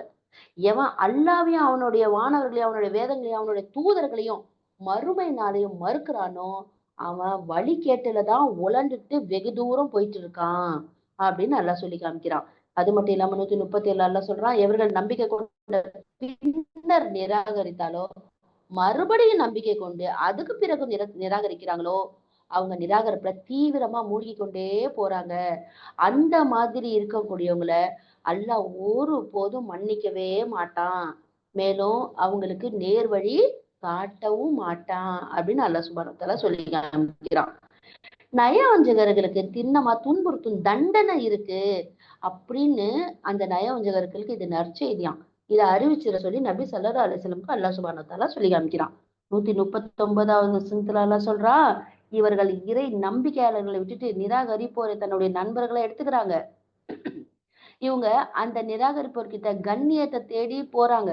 உண்மையில எல்லா விதமான கண்ணியமும் அல்லாஹ்வுக்கு தான் உரியதா இருக்கு அப்படின்னு அல்லாஹ் சொல்லி காமிக்கிறான்.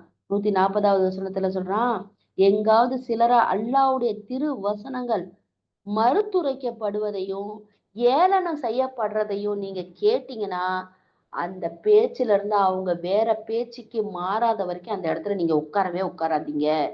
இந்த வேதத்துல அல்லாஹ் உங்களுக்கு கட்டளையிட்டு இருக்கா, இனி அந்த மாதிரி செஞ்சீங்கன்னா நீங்களும் அவங்க கூட சேர்ந்தவங்களா ஆயிடுவீங்க. இப்ப நபியை பத்தி இலக்காரமா ஒரு வேதத்தை பத்தி, ஆமா இதெல்லாம் யார் சொல்றா, இதெல்லாம் யாரால ஃபாலோ பண்ணி நடக்க முடியும், இந்த கலியுகத்துல இதெல்லாம் ஃபாலோ பண்ணி நடக்க முடியுமா, அப்படி இப்படின்ட்டு பேசுறாங்க. அல்லாஹ் பத்தியும் நபியை பத்தியும் வேதத்தை பத்தியும் யார் ஏளனமா பேசுறாங்களோ அந்த சபையில நமக்கு உட்கார்றதுக்கு ரைட்ஸே இல்லை, நீங்க உட்காரவே உட்காராதீங்கன்னு அல்ல நமக்கு எச்சரிக்கை சொல்லி கத்து கொடுக்குறான். அவங்க அந்த பேச்சுல இருந்து மாறாத வரைக்கும் நீங்க அங்க அந்த பக்கம் உட்காராதீங்கன்னு நல்லா சொல்லி கொடுக்குறான். ஏன்னா இது எல்லாத்தையுமே அல்லாஹ் குர்ஆன்ல சொல்லி காமிக்கிறான் பாருங்க. அல்ஹம்துலில்லாஹ். உறுதியா தெரிஞ்சுக்கோங்க, அல்லாஹ் நயவஞ்சகர்களையும் நிராகரிப்பவர்களையும் நரகத்துல ஒன்று சேர்க்கக்கூடியவனாக இருக்கிறான். 141வது வசனத்துல எல்லாம் சொல்றான், இந்த நயவஞ்சகர்கள் உங்களுக்கு என்ன நேர போகிறது எதிர்பார்த்துட்டு இருக்காங்க.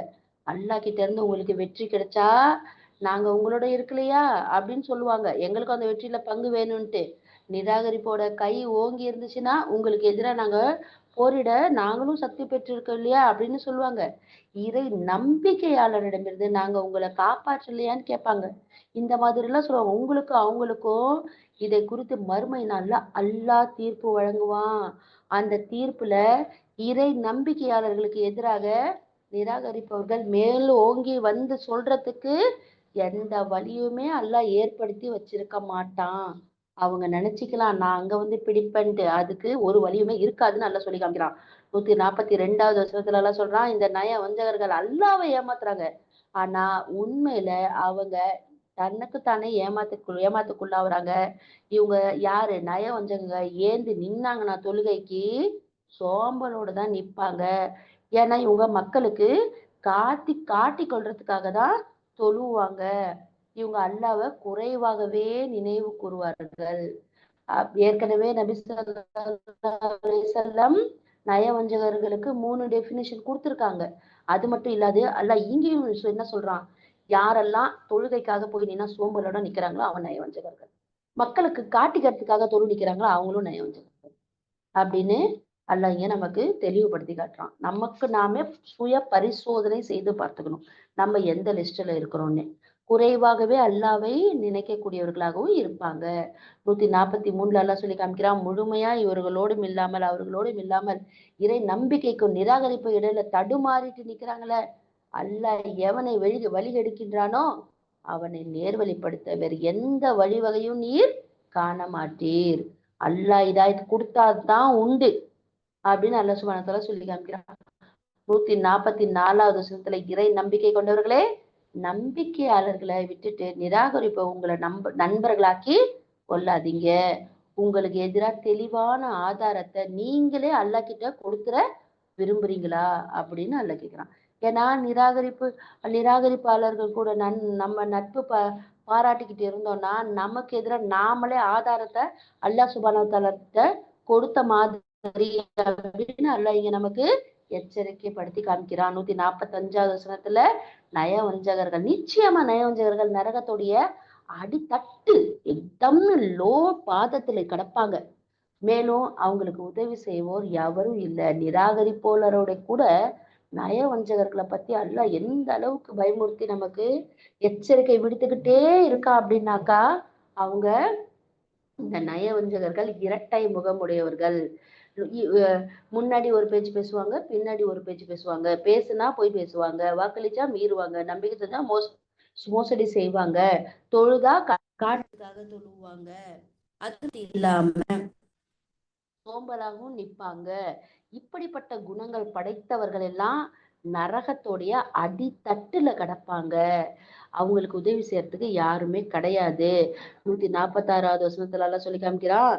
ஆயினும் இவர்களில் யார் பாவ மன்னிப்பு கோருபவராக விளங்கி தன்னுடைய செயல்களை சீர்திருத்திக் கொள்கிறார்களோ, மேலும் அல்லாஹ்வுடைய வேதத்தை இறுக பற்றி பிடிச்சு கொண்டு தன்னுடைய தீன நெறி அல்லாஹ்வுக்கு தான் உரித்தானதுன்னு சொல்றாங்களோ, அத்தகையோர் இறை நம்பிக்கையாளர்களுடன் இருப்பர்.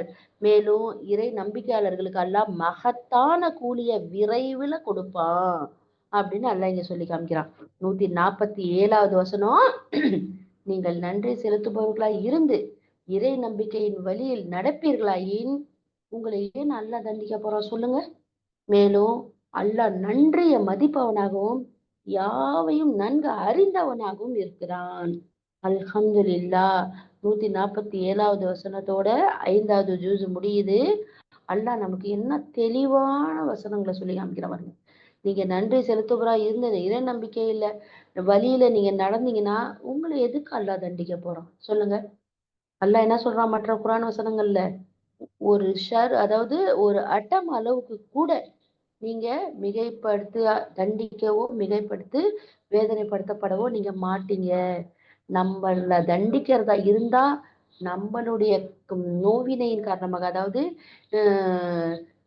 கை சேதத்தின் காரணமாக, நம்மளை நாமளே படுத்திக்கிட்டதின் காரணமாக தானே ஒழிய அல்லாஹ் சுப்ஹானஹு வ தஆலா அல்லாஹ் நம்மையும் படைத்து நபியை படைத்து வேதத்தை படைத்து நமக்கு தேவையான எல்லா வாழ்வாதாரங்களையும் கொடுத்து வசதி வாய்ப்புகளையும் கொடுத்து நேரான பாதை இது தவறான பாதை இதுன்னு சுட்டி காட்டி எல்லா சலுகையும் தந்த பிறகும் நம்ம வழி தவறி போனா நம்ம பிள்ளைங்களா இருந்தா நம்ம என்ன சொல்லுவோம், உனக்கு எல்லாத்தையும் வாங்கி கொடுத்து படிக்க வச்சு நல்லது கெட்டது பார்த்து அப்பயும் நீ இப்படி போறன்னு சொல்லிட்டு தொப்புன்னு தொப்பிட்டு இருப்போம்.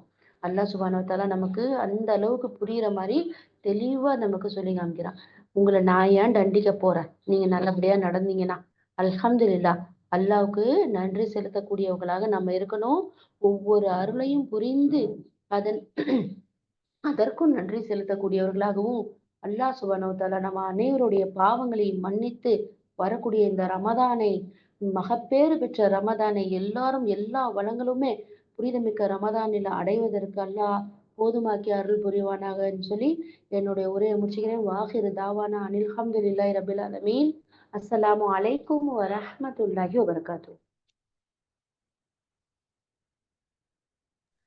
வலைக்கும் வலைக்கும் அஸ்ஸலாம் வரஹ்மத்துல்லாஹி வபரகாத்துஹு. துஆ ஓதுறீங்களா? துஆ ஓதுங்க மும்தாஸ்.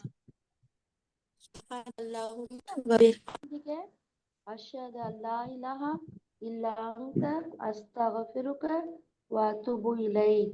சுப்ஹான ரப்பிக ரப்பில் இஸ்ஸத்தி அம்மா யசிஃபூன் வ ஸலாமுன் அலல் முர்ஸலீன் வல்ஹம்துலில்லாஹி ரப்பில் ஆலமீன். அஸ்ஸலாமு அலைக்கும் வரஹ்மத்துல்லாஹி வபரகாத்துஹு. வலைக்கும் அஸ்ஸலாம் வரஹ்மத்துல்லாஹி வபரகாத்துஹு.